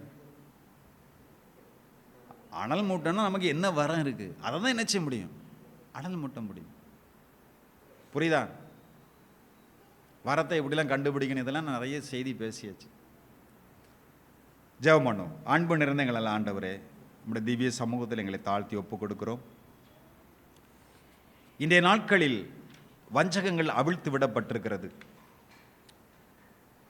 வல்லமை வரங்களும் வஞ்சகங்களும் என்கிற தலைப்பிலே வரங்கள் எதற்காக கொடுக்கப்பட்டது, இந்த வரங்களுடைய பிரதானமான நோக்கம் என்ன, இந்த வரங்கள் எங்கே தவறாக பயன்படுத்தப்படுகிறது, இந்த வரங்களை பெற்றுக்கொண்ட இந்த வரங்களை அடையாளம் காண்பது எப்படி, இந்த வரங்களை எப்படி அனல் மூட்ட வேண்டும் என்று சொல்லி தேவன் கொடுத்த இந்த வல்லமையின் வரங்களை குறித்து வேதத்திலிருந்து சில காரியங்களை இந்த நாட்கள் நாங்கள் தியானித்தோம். அப்பா ஆண்டவரே, எங்களுக்கு நீர் தந்த அந்த வரத்தை நாங்கள் அடையாளம் காணவும், அதை அனல் மூட்டி எழுப்பவும், ஆண்டவருக்காக அவைகளை செயல்படுத்தவும், தேவனுக்கென்று கனி நிறைந்த ஒரு வாழ்க்கை வாழ்ந்து நாங்கள் ஆசீர்வதிக்கப்பட, எங்கள் மூலமாக அநேகர் ஆசீர்வதிக்கப்படும்படியாக ஆண்டவரே நீர் எங்களை தொடர்ந்து நீர் ஆசீர்வதியும். வஞ்சகங்கள் அவிழ்த்து விடப்பட்டிருக்கிற இந்த நாட்களிலும் வேத வசனத்தின் வரம்புகளை மீறி செயல்படுகிற பொல்லாத காலங்களில் வாழ்கிறோம். கவர்ச்சிகரமான இந்த வல்லமை அற்புதம் அடையாளங்கள் என்று பேசினாலும் வேத வசனத்தை சரியான முறையில் பகுத்து நிதானித்து அந்த பயிற்சியில் நாங்கள் வளர்ந்து இந்த தெய்வீக ஞானத்தோடு இந்த உலக ஓட்டத்தை ஓட ஆண்டவர் எங்களை தொடர்ந்து நடத்தும். கலந்து கொண்ட பிள்ளைகள் ஒவ்வொருவரையும் ஆசீர்வதியும். தாழ்த்துகிறோம் இயேசு கிறிஸ்து நாம ஜெபம் நல்ல பிதாவே, ஆமென். ஆத்துமாவே கர்த்தரை ஸ்தோத்திரி, என் மூலம் பரிசு நாமத்தை ஸ்தோத்திரி. ஆத்துமாவே கர்த்தரை ஸ்தோத்திரி, கர்த்தர் சகல உபகாரங்களை மறவாதே. ஆமென். கர்த்தராகிய இயேசு கிறிஸ்துவின் கிருபையும் பிதாவாகிய தேவனுடைய அன்பும் பரிசுத்த ஆவியான அன்யோன்யம் ஐக்கியம் சமாதான சந்தோஷம் அவருடைய பாதுகாவல் வழி நடத்தல் இன்று சதா நாட்களில் நம்மளோடு கூட இருப்பதாக. ஆமென்.